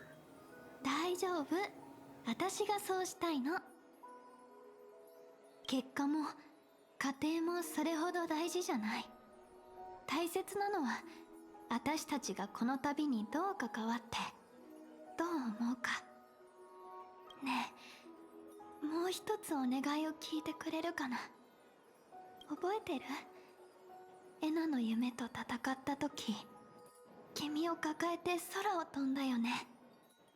あの時目覚められるかもわからなかったのに、それでもすごく嬉しかったの。だってまた肩を並べて認めたくないものに立ち向かって、お互いのために一生懸命になれたんだから。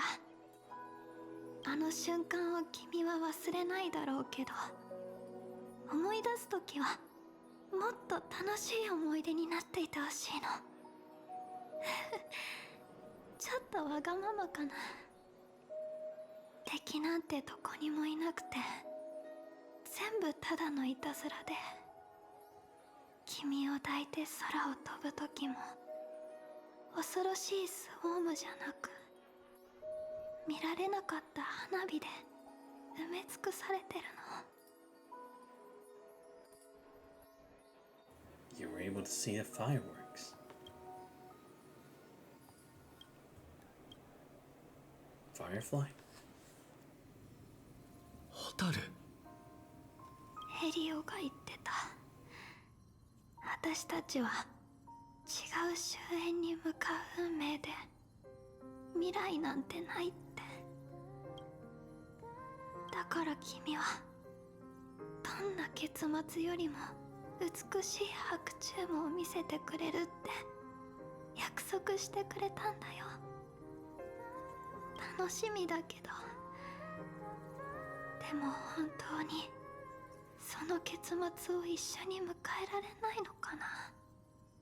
死ぬのは怖くない。でも一人で死ぬのは嫌。みんな言うの、君は終焉をもたらす運命の人だって。でも私は君を信じてる。きっとそばにいてくれるって。それを知ることができめることができるのは君だけ。この銀河は君のためだけに存在するわけじゃなく、君の目に映るだけのものでもないけれど、君に救われるのをずっと待ち望んでいるの。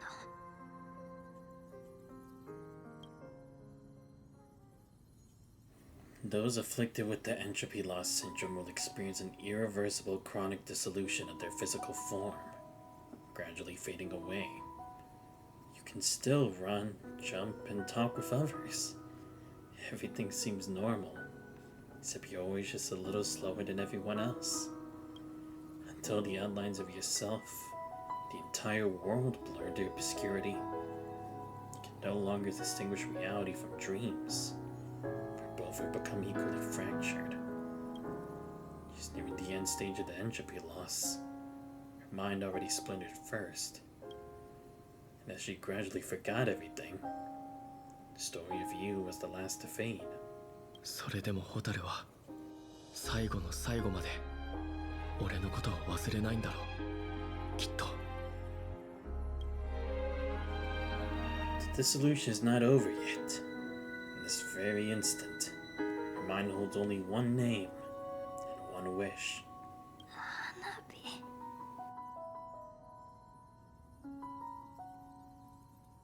ホタルがまだ見られるうちに。結果も家庭もそれほど大事じゃない。大切なのは俺たちがこの旅にどう関わってどう思うか。約束したことは必ず守る。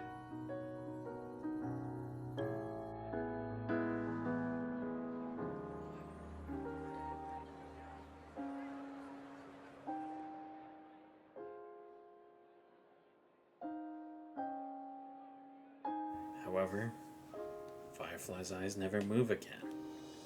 Every spark of life in her eyes had already gone. そんな間に合わなかった。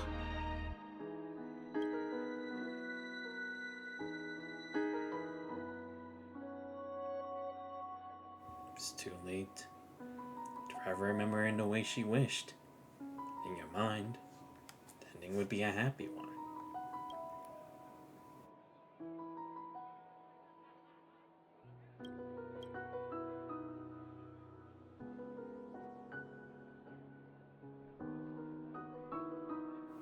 When she looks back on this day, she'll always discover one regret that can never be mended.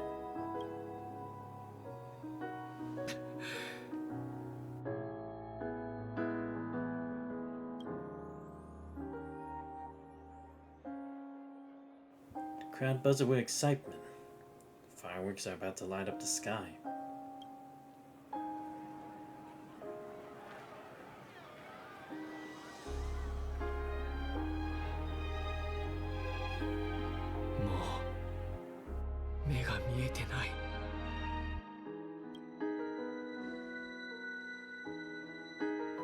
The song comes on the wind.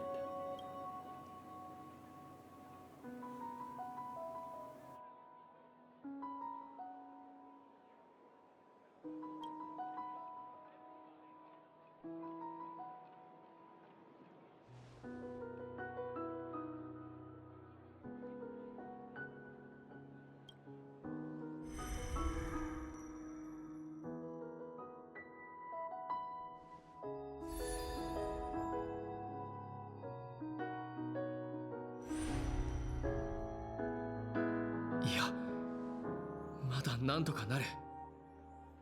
俺は運命を変えて無念を晴らせる人なんだろう。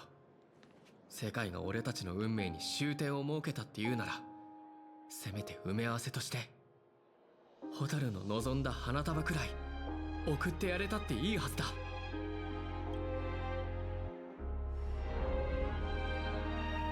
The voice at your ears blur and fades into silence. You recall the fireworks in your memory.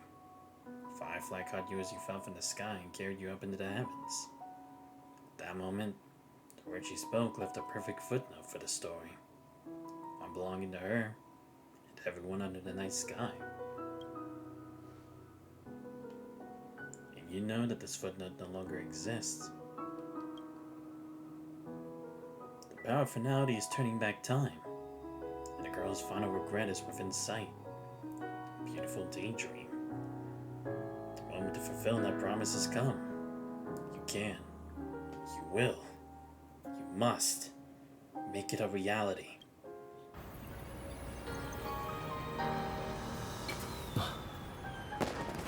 この夢の地では全てが許され全てが可能になる。私たちはそれぞれの目的を持ってここに来て思わぬ方法でそれを実現した。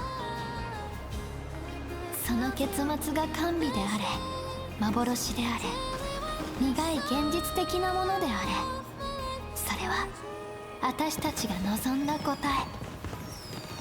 人はなぜ眠ることを選ぶのか。私はね、君の言う通り。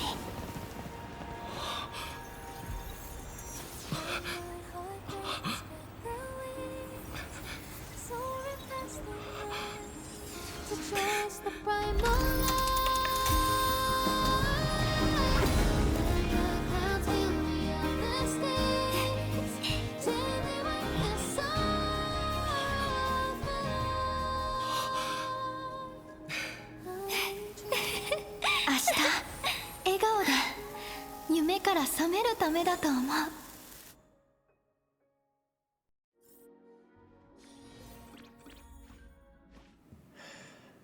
Complete the ending of the sweet dream.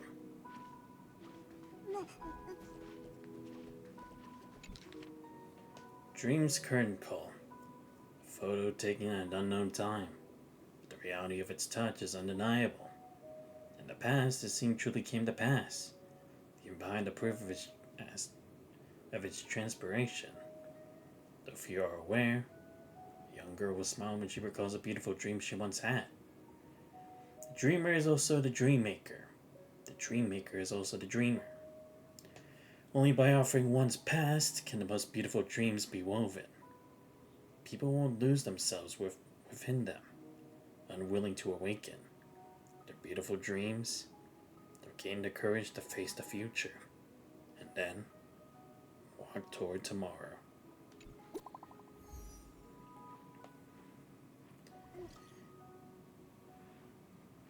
She's awake.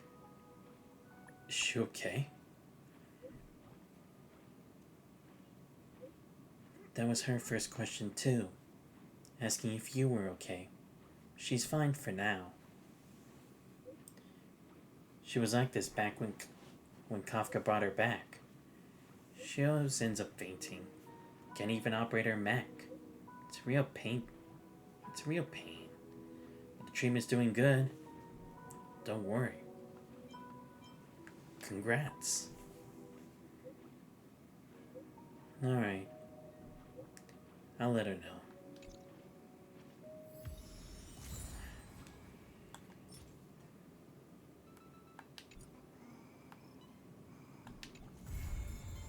That which shall be complete.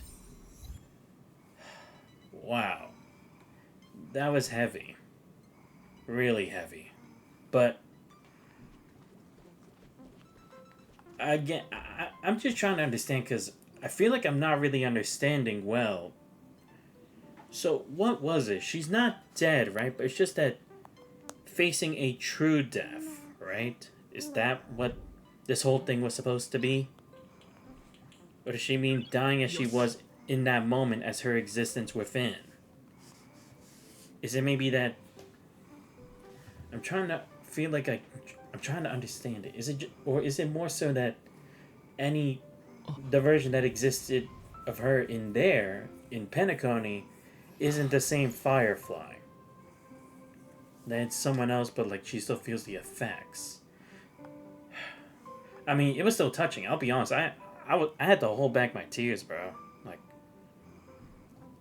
I'm still barely holding it together because goddamn. At least we were able to do that for her, but I need a synopsis or something. I need to understand what exactly happened at the end of this, because I feel like I'm not understanding how this ended. Okay, not this. I would think. Yeah, not this. Could be the data bank? Oh. Cancer of all worlds. Various factions started to notice a phenomenon since a specific time. A vague, imperceptible matter was disrupting the flow of imaginary energy along the interstellar routes called or created by trailblaze. Like a mountain climber meeting a cliff or a long-distance ship encountering tsunamis and whirlpools, interstellar travel changed from being unobstructed to being dangerous and unpredictable. This phenomenon is remarkably aggressive, continues to encroach upon neighboring worlds in the form of a mysterious object, the Stellarum. It keeps spreading all over the universe like a cancerous growth, leading the IPC to call it Cancer of all worlds. They're warning interstellar travelers not to take it lightly. The world swamped by the Cancer of all worlds presumed beyond saving, and very few people survived. There are many speculations about the Cancer of all worlds, most of which involve the nuclear destruction and the antimatter legion. However, some propose a different theory, that the Stellarum originated from Sheepe and is originally called the Harmonic Cancer. The Legion's commander, Lord Ravager Selenova, is believed to be the one who spread the Stellarum. Rumors suggest a lingering tie between her and the family. The truth remains unknown. Okay, so again, I'm trying to understand because I'm not sure I really do. Hopefully you guys can leave it in the comments for me when I post this VOD on YouTube. But what exactly is it that they needed to hide? Again, is it the fact that an Aeon can't be brought down because technically he was reaching that point but we were able to bring it down? Or was it more so that this power I used at the very end to make Firefly's last wish come true, is that what it was? Because yeah, I feel like I'm not really understanding it. Because again, I'm not saying the game's doing a bad job. I just think I myself, the player, am the problem here. Because again, I want to understand it, but it's kind of getting a bit confusing here and there. But I'm not really sure. Oh wait, hold up. Wait, I saw something important down there. Hold up. Where is it? I saw it.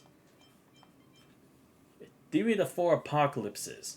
Yeah, here we go. This is what I was talking about. A prophecy circulates among the Omen vanguards known as the Theory of Four Apocalypses. The four paths will push the cosmos toward the ending of finality.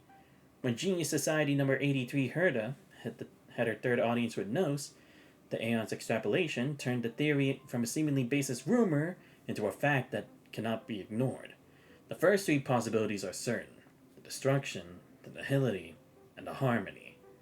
The fourth path, however, remains vacant, or is simply yet to manifest.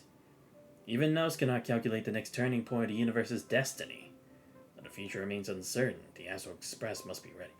Oh, yeah, I was right. I was like, it did say harmony, and I was like, wasn't destruction also part of it too? In a way? But we're saying, like, against destruction, right? Like, it can defeat the Aeon. Right? I'm gonna have to check, like, the recording at the very end after, because I feel like that's what I was talking about. But nihility. Oh, okay. Maybe that's why maybe that's why Firefly didn't want me close to Acheron, right? Because if she's an emanator for nihility, she would be, like, a representative of the Aeon of nihility, right? So maybe it would lead to one of the four apocalypses, like maybe too early or catching the guise of someone who shouldn't be watching right now. Maybe that's what it is. And the fourth path that's yet to manifest.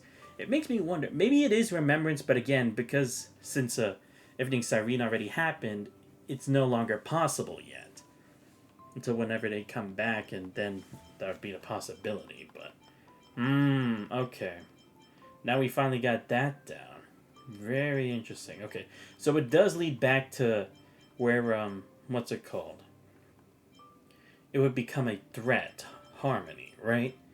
So I was right. So yeah, I'm guessing this is what it is, right? Because again, it's like... Actually, I need to correct myself from before. It wasn't that he was already looking at Phynon. He was just hoping for, like... Or that Aeon was just looking for, like, how Lagus's plan would turn out, creating that fake iron tomb, right? Or like a different version of it to use for themselves. And only after Phanon did what he did that the nuke, that's what his actual name was, right? That's when he looked at Phanon's way. But I see. If this knowledge came into any manifestation when looking back, especially in a place of remembrance and Lagus's home field, then this would be a problem, right? Then I guess Nanook would take action against me. Maybe that's what it actually is. Again, if I had to make a guess, because again, it's like we learned of that maybe us learning about it a bit too early, whereas here it's like this information is hidden. Not many people know what this is about the four apocalypses. Is that what's trying to entail? Because again, I'm still confused as to whether is it what he did for Fireflies. I mean, no, it probably isn't, right? Because Silverwolf told him told the Dahlia to erase my memories after we reached the conclusion, right?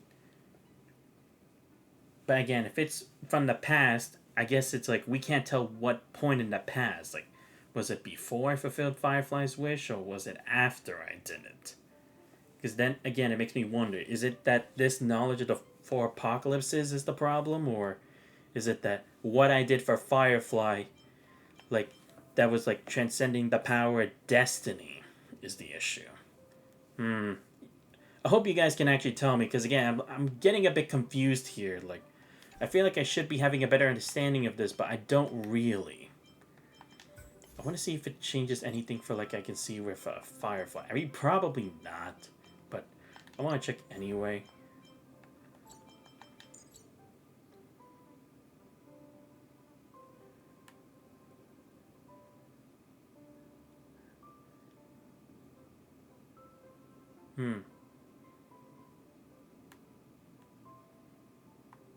Alright, let me see this. I don't know if this is new, like, from the story, or if I got this because of just me doing what I needed to, right? Leaving for Pentagon? Yes, perhaps there I'll find my own dream. Of someone who can't dream at all, the pain caused by entering the synesthesia dreamscape is more terrible than death. I know, my conscience will be crushed by the weight of memoria and then get reconstructed in a peculiar manner. It's the only way for me to enter the land of dreams. However, death doesn't frighten me as I've gotten used to it. Right in periphery as Donna, the ocean of memoria churned with colossal waves threatened to eradicate her like a beating spark ready to go at any time in the tempest. With a swift leap, she plunged into the memory zone. As pressure closed in from all sides, causing her vision to blur, she uncontrollably descended to the depths. After an intermediate period of time, the raging memoria subsided. Opening her eyes, she saw Penacony in front of her eyes, glowing like a radiant prone. Is this a dream? So again, making me think she actually did go through death, but again, not just like, not in the way that we could comprehend. Again, I hope you guys can explain it to me, because again, I feel like I'm just missing out on something that it's like, it should be obvious to me, but it's just, so many of these things were just kind of happening one after another, and I was just getting too emotional at that point, you know? Oh wait. Maybe I can check the chart. Would the chart tell me anything? Hold up. Oh yeah, Fate's Atlas. Let me check. Okay, so yeah, that's the next one. Yeah, so let me go all the way back to... What? Hey. Hey, what the hell? Where's finality? Oh, here we go. I guess I had to press on this first, because that's where it begins, right?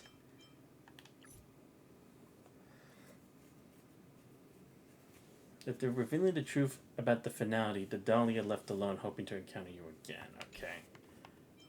Okay, now here we go. I guess this one. When you bid farewell to everyone before leaving Pentagon, some memories were burnt away. With the Dahlia's help, you started to retrieve these lost memories. Okay, here we go. You found Firefly and decided to accompany her in completing this dream when a third death arrived. Due to previous experiences, her entropy loss syndrome worsened right before your eyes until she completely disappeared. Using the power of the finality, you caused slight alteration to the past, fulfilling her lingering... Oh. I see. Okay, okay. I see. Yeah, so it was. What needed to be erased was that. What I just did. Because they even said I would reach, or I'm supposed to ascend past finality, right? And this is what it was. But again, it does make me think, then why did I have to do it that way? Because again, is it just that the Firefly that we went through in the story, like throughout the course of Penacony, that was just a vestige of her memories, but not the real Firefly. But it's like her senses are still linked to it. Is that what it is? And then it's like, because they say she's still alive in the text from a Silver Wolf. But I had to wonder. I guess because in the end, it's still Firefly at the end, right? Okay, let me see. Oh, okay, here we go. Okay, here we go. Oh, good, it does give me a bit more. Awesome. Good. Because I need to go over this now before I misconstrue anything else. Dr. Rishi believed eventual success wasn't just good luck, but rather a meticulously planned outcome. Eventually didn't respond. Okay, so saying it's like, it was actually like all in the palm of his hands, how he wanted at least things to go, and it wasn't just a gamble. Meaning, like, again, Aventuring's more dangerous, just the fact that it's like, he's not always using his gambling when he has to for everything. So we refused to accept the Dahlia, stating that in all possibilities she saw in Elia, the Dahlia betrayed the Stellar Hunters and became Ephemera, the Lord Ravager who destroyed the remembrance, so as the Dahlia to burn away some of your memories to prevent your death, and the next step from drawing the destruction's attention too early. And when the Dahlia returned these memories, the four apocalypses will converge toward the destruction. Okay, yeah, so... Yeah, so, again, I'm assuming it's like... Or maybe it's just that it's both, right? Maybe it's both the fact of, like, me overcoming the power of finality and learning at the four apocalypses, right? Is that what... Oh yeah, Zam, what's your next game? I'm doing Tales of Berseria Remastered right now. Let's see. I'm just kind of mixing it up with, like, trying to catch up to Star Rail, finishing up some PGR, finishing up some Wuthering Waves. My next game, I'm trying to think. I mean, because the thing is, like, I'm taking my time with this. I'm not rushing, like, Trails Beyond the Horizon. Because when it came to Trails Beyond the Horizon, I just wanted to get it over with, you know? Because the story was just getting worse, so I just wanted it out of the way. So, it's like, now I can take my time, so it's like, I don't really have anything planned immediately for the next one. Again, it's like, I would like to continue with Final Fantasy VII Rebirth, I think, right? The second part of 7. Because again, it's like, I did the other one like a year ago or something, and it's like, I want to continue it. I want to know the real story of Final Fantasy VII. But the thing is, I had to upgrade my my storage on my PC, so I'm gonna have to do something about that. Crimson Desert is on my list right now. Yo, what's up, Mind Trips? How you doing? Welcome to the stream. Hope you have a good day. Yo, Saint of Shadows, thanks for the follow. Much appreciated. But yeah, I've heard of Crimson Desert. Everyone's really getting into it right now. I don't know what it's about. Y'all tell me. I mean, it's like I said, I have a lot of things on my list of stuff that I need to, like, do that I already have, or just that's, like, I'm anticipating. Because, again, I still also had to do the Digimon Story Time Strangers DLC. There's still Fate Samurai Remnant DLC I haven't finished. Same, my backlog is big. Okay, gotcha. Oh, yeah, also, I heard there's going to be another DLC character for Under the Night in Birth. Is that true? Because I'm like, damn, I didn't think we'd get another one. I thought we were done with all the DLCs, if that's true. Anyway, let me see this. The dreamscape was tainted by the nihility when Acheron drew her blade. Fortunately, the Dahlia took all the knot upon herself and burned it away completely.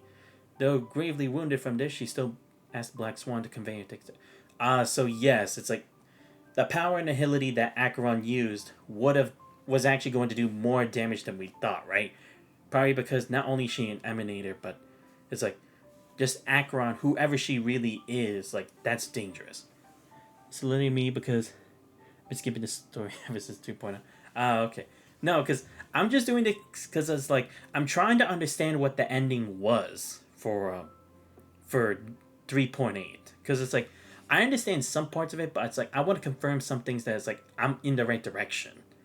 Because I don't want to go with a misconception and then later on it affects everything else going forward. But yeah, don't get me wrong. The story can be pretty long for Star Rail, and sometimes it's needlessly long. Like, I'm not saying it's all garbage. It had good moments. Hell, this last one with Firefly was amazing. But it's like, there are times when they might be doing too much with the writing. Okay. Robin believes Sunday had chosen the wrong path. You still wish to fight for a room. Okay, yeah, I remember this.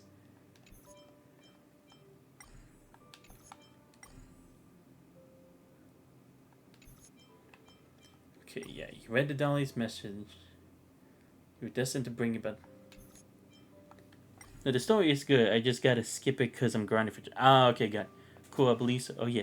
Didn't you say you were gonna do vids and covering the DLC characters? And not... No, because that's the thing. It's like, I want to. But it's like, there's so much stuff I want to catch up with first. Because it's like why I don't do Honkai Impact 3rd Part 2. Because it's like, I could do it, but I know it's like, we're not going to get to really important stuff or anything climactic till much later, most likely, considering it's like, we just get too much jargon. So, it's like, I'm waiting till we get to a good looking point from like what I perceive from the trailers, and then it's like, okay, then I'm back and I'm going to do a whole series back on that, you know? So it's like, I'm just also looking for a good time where it's like, I don't have anything else like too backlogged to the point where it's like, oh, I can go to Undernight, because y'all know I do love me some Under Night in Birth. I really... That's the thing. It's like, I want to go back to that game. I really do. I want to go back to learning the combos, getting 20 to 30 win streaks. I want to do it again. But I just have, like, so many games, specifically gacha games, that are currently in the way. Because the thing is, like, I've loved Punishing Grey Raven since I played it, so it's like, I want to make sure I'm completely caught up, and then I can, like, take time away from it. Wuthering Waves is, like, there's a big gap between like when one update happens to the other. So it's like that one, the sooner I finish that, the more time in between the week I can have to do an extra stream of anything random if I want to. And hence why I'm also doing that for Honkai Star Rail right now, because by doing it on Sundays and catching up, then I've already stockpiled everything, so it's not like it's just short and then a long time of me forgetting. Short and then a long time of me forgetting, you know?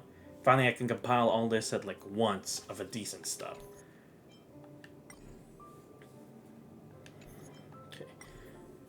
Yeah, she can reveal the reason. She was to confess the truth of her 3 deaths. The symptoms of entropy loss manifested, which is the price for invoking the power of propagation. She was thus doomed to die from it, thereby completing her 3rd death. She asked you to close your eyes to imagine the scene. Wait for me. Oh, okay, yeah. So it's just that she was gonna go through her 3rd death, but it's like a real death. Okay. You have to pretend you was... Yeah.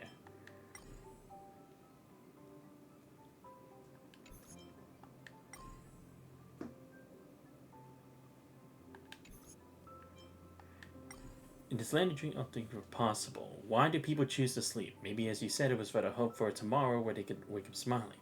What about finality, making the girls' wish for fireworks come true? Okay, so... Again, I'm not understanding. It's like...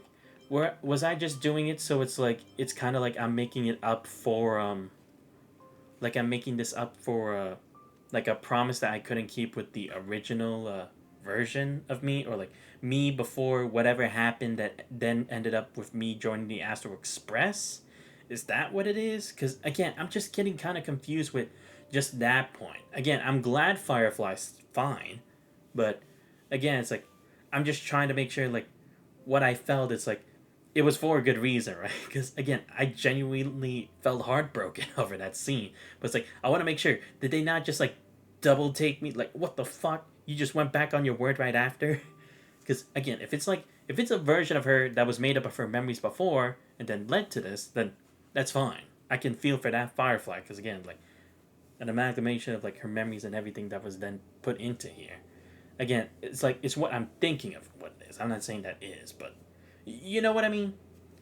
I just want to make sure it's like I'm not like that's that like off track. Devon, Trails takes forever to play nowadays. I say play, but most of the time it's yap. And not dialogue yap, because a lot of stuff they talk about has nothing to do with stuff. That's what I'm saying, bro. Because again, it's like, dude, I deal with yap in Punishing Gray Raven. Like, there's a lot of like, practically like a visual novel, but at least it ties into the story or makes the character more interesting or even does more to like build the world or the environment that we're in. So I'm always hooked on it, which I feel like Trails definitely has a problem with it because it's like they've lost all of that. Because I'm realizing now we dealt with a lot of the politics in the Trails series in Crossbell, you know? And it's like I was expecting that too when we were gonna like talk about like the dark side of like Calvert and like the Black Light District and everything, but it's like nah, it really didn't even lead to that. It's like there's almost nothing really bad or anything, so it's like what's even the point then? You know? And again, like the fact that they put Reen and Kevin on the cover, even though it's like they didn't really do anything to help Van. Like they did stuff. They were significant, but it's just even though they had the chance to help Van, to give him information, they didn't allow that to happen. I don't know what the writers were fucking thinking with that, because again, it's like it all ties into the problem with Albert, but you know, we saved that for the trail streams. I've already ranted enough about that game too many times that it spilled over to different stuff when we should be focusing on what's here. But yeah. Anyway, I will say, I definitely did enjoy this a lot more than I thought I was going to. I'm going to be completely honest. Because, like I said, I didn't know how to feel about this, right? Because in my mind, I was like, oh, great. We're going to retell extra bits or anything. Is it going to be like, we're going to go through the story again as a whole? Or are they just going to do cute little snippets, one boss fight, and then whoop-de-doo, that's it? But no, it was honestly really great.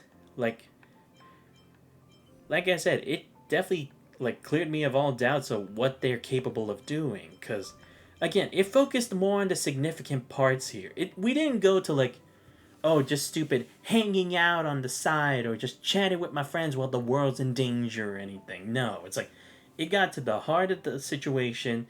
It showed the contributions of characters. It gave them the screen time they deserved and showed how they all actually took part at the conclusion. Because again, it showed a lot more of Firefly, and I think showing like how she's grown from like who she used to be, from what we perceived from like the trailers and initially from our first encounter with Firefly, to what we really know of her now and her inner struggles. And like I said, Robin, they did a great job fleshing her out here. Because again, it's like, when it came to the original Penacony story, I feel like they didn't do Robin enough justice. Like, I'm not saying she was going to be OP or she was going to be like the flag bearer, like a Joan of Arc kind of thing. No. I didn't think anything like that. But at the very least, I didn't think she was just going to be like just thrown to the wayside, and then like all of a sudden it's like, hey, she's here to sing a song to like help us out, you know, almost like with everyone raise your hands up for this fucking spirit bomb, you know. So it's like I'm glad that here we really got to see Robin in a new light, right? Like seeing her what happens when she actually tries to do stuff on her own, when confronting the truth about Sunday, what her resolve would be towards that end, and also seeing a bit more Sparkle too, causing chaos here and there, and that she actually did have a purpose for being here. Because that's the other thing. It didn't really explain so much why Sparkle was really here, for the most part. Like, I guess like she's just like elation, just trying to have fun in her own way, regardless of the consequences. But I didn't really think there was anything more to that, and I was like, I kind of expected more from her, considering it's like she looked like, oh, you don't know what to think of her. But this unpredictability where she actually was teaming up with the Stellaron Hunters was really cool.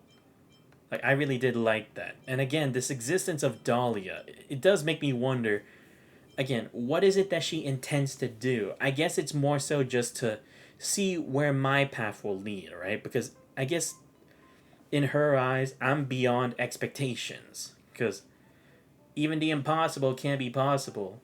But it's like, the story's gonna take a lot of twists and turns. There's gonna be some hurt feelings. There's gonna be a lot of struggles. There's gonna be some despair here and there. But at the end, I'll surpass even the limitations evoked from the world to create a possibility that no one else could ever deem possible. At least that's what I'm understanding from like Dahlia at the end of this. And again, seeing Jade and Aventurine's power like on a greater scope or a bigger view in all of this was also really cool.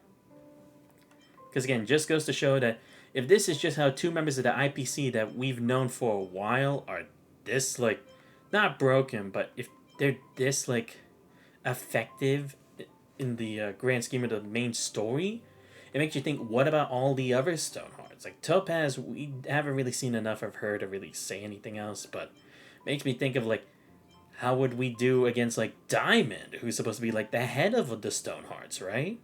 It leaves the possibilities and a lot of questions, which I love having. Right, oh yeah, and updated Trails tier list, that's gonna be interesting. Guess you probably should wait till this arc is over, but we should gonna get much for her she fell. Yeah, because that's the thing, it's like, I kind of want to leave my tier list for Trails as it is, because I don't want to count Daybreak, because the thing is, it's been a disaster from the beginning to this point, you know? Because that's the thing, Trails through Daybreak, it makes me feel like it's a detached universe, because again, it's like, characters aren't acting like they should. Like, Kevin's not, Ren's not, Risha's not, so I'd rather just leave the tier list that I made up to Trails into Reverie where it is, because at least that's true canon. It's all the way up to all the knowledge we know and everything we understand from the characters since the very beginning up to the present. And yet here it's like they're entirely different people. It's like this isn't even Ren or this isn't even Risha. It just feels like someone else completely different. To me anyway. Like it looks like them, it has their visuals, but at the end of the day, they're not acting like how they should, especially after everything we've been through. So it's like, that's why I kind of am like, I kind of don't want to do a tier list for Trails. Or at least, like, I don't want to update it with my knowledge of Daybreak. Because, again, it's like, the problem is, if they keep adding more characters, like, let's say they bring Rias and Tio and Emma and Estelle and Joshua back, let's be honest, they're going to downgrade them so then Van can try to steal the show even though he's just a total failure. And it's like, if that's the case, then practically a third of my entire tier list is going to go down grades just because of what one part of the series does to them. When it's like, we know that's not how the case is. We know that's not what really happened. We know that's not how they behave. So it's like, that's kind of why I'm like, I don't ever feel like I'll do another tier list for Trails. Unless they can do something about these next couple of games. But again, I doubt it. Because, again, like I said, I already voiced all my complaints at the end of the Trails Beyond the Horizon, finale episode, stream, VOD, whatever. And, like I said, most of those, or probably all of those, are never going to be met. So, it's like, if that's the case, it's like, then it's not going to get better. It's just going to fall deeper down the hole. So that's why it's like, I'm kind of just leaving it as it. But yeah, anyway, like I said, I think they did a pretty good job with what they were trying to do here. Because again, it's like, it doesn't completely erase everything we know. It still leads to similar things that we can compare to what we know and from what we've seen. And it doesn't seem out of order. Like, wait, but when would this have happened if this had happened here, right? Like, it still fits in the timeline. It still seems natural. It still seems to like, oh yes, they would be doing this at this time because of this and this, or because they weren't here and instead we're there, you know? So I really like how they did it, and again, how they separated with finality here instead of just like interweaving through the Trailblaze. Because again, I'm assuming this is like, it's her finality as to what it is. But again, hopefully you guys can tell me in the comments what exactly I'm not understanding about this ending and with Firefly, because like I said, it's like, I still felt emotional. I'm not going to take back those emotions. It really hurt, and I almost teared up. And y'all know it's hard for me to do that. I've only done that for a select few characters who mean that much to me. So, it's like, that must mean they're doing a pretty good job. But that's what I mean, it's like, they need to continue the writing like this, where it gets more straight to the point and actually just focuses on what really matters. Not so much that it's like, oh, we're just doing stupid puzzles, or oh, we're just yapping as if it's just a friendly thing, when it's like, no, clearly we know something bad is going on and we should be focusing on that. Like, don't get me wrong, I'm not saying it's like they can't have any jokes or they can't try to have a little fun. Of course not. You don't want a story that's just like completely serious, because then it'd be the same like everything else you watch on TV. Because this is supposed to be more like an anime-esque kind of game. But I'm just saying, like, there's a balance to this, that it must always try to at least have some form where it's like, it doesn't go too overboard with one thing and it doesn't go too overboard with another, but still kind of at least gives everyone at least a good taste of what they have to come to expect from this, right? And again, I know that's maybe asking too much because it's a gacha game, so it's like, it's not really meant for that necessarily. It's more just for pulling characters that look cool and everything, but again, just for the kind of audience that we have right now and for how much detail they're putting in the story, I just want them to respect it a bit more, like they have here. Because, like I said, I think they did a really great job here. Because, like I said, it defied my expectations. I honestly thought this was gonna be shit. I thought it was gonna be like, oh, it's another stupid Banana University bullshit, or gonna be a weird place, but it's like, okay, I guess trying to set up stuff for Fugui and Sunday, but not really so much like, I really feel like it's that natural for this to happen at this point in time and in this way, right? So that's why I'm at least glad that it didn't go to the worst case scenario that I was thinking of, and it actually made me that much more interested to see what else there is. Because again, it's like, I don't have all the pieces. I'm still like a bit confused in some of the spots here, so it's like, again, it gets me thinking, and I love doing that because it's like, I want to try to figure out some of the shit too. Y'all see I tried to do that stuff when it came to Honkai Impact 3rd, when it came to figuring out the plot and the Trail series and whatever, and for Punishing Great Raven and everything, and then it's like, when it defies my expectations, that's amazing because it just goes to show that they're thinking on another level. The writers, anyway. Timer saying, looking good, thought Reverie was getting weird, now y'all trying... Yeah, exactly. But anyway, yeah, that's going to be the end of the stream for tonight. Damn, okay. So, at least it did have the finality mission here, because I was about to say, is like, there's no way y'all gonna, like, not have that recorded here on time. And yes, I see that there's still a quest that I can do here and there for other things, but like I said, we're gonna continue on with main story, so when we come back to this on Sunday, we will finally go to Arcadia. We'll finally check out the 4.0 update, because I already know 4.1's already gonna happen in like a couple days, but again, like I said, I'm not rushing myself. I'm just gonna take my time, because again, like, absorbing all of that, and how the hell do we even get to a place like this, and like, will it have any other kind of significance, like what Amphorius and the end of, or the true end of Penacony did? Or will it be something completely different where it's like, it doesn't relate to it, but it's like, it's still gonna have like significance just like to that world itself, or like for development for the characters. That's what I'm gonna be wondering about this. Because like, again, with the Sparksy character and everything, it's like, I honestly can't even predict what kind of weird and crazy shit is about to happen here. But again, I like how we kind of like left off where it's like, you thought you had questions before at the end of you thought you had questions at the end of Amphorius. Now you have questions at the end of Penacony, which was a long time ago. So it's like, what the fuck? Now even more questions. Right, Chain Soldier manga. Going well too. Yeah, it definitely is. I'm definitely liking the way it's going. The anime is doing pretty good for the most part. I would just say, I don't know, I feel like the visuals could have gone up a bit more of a notch.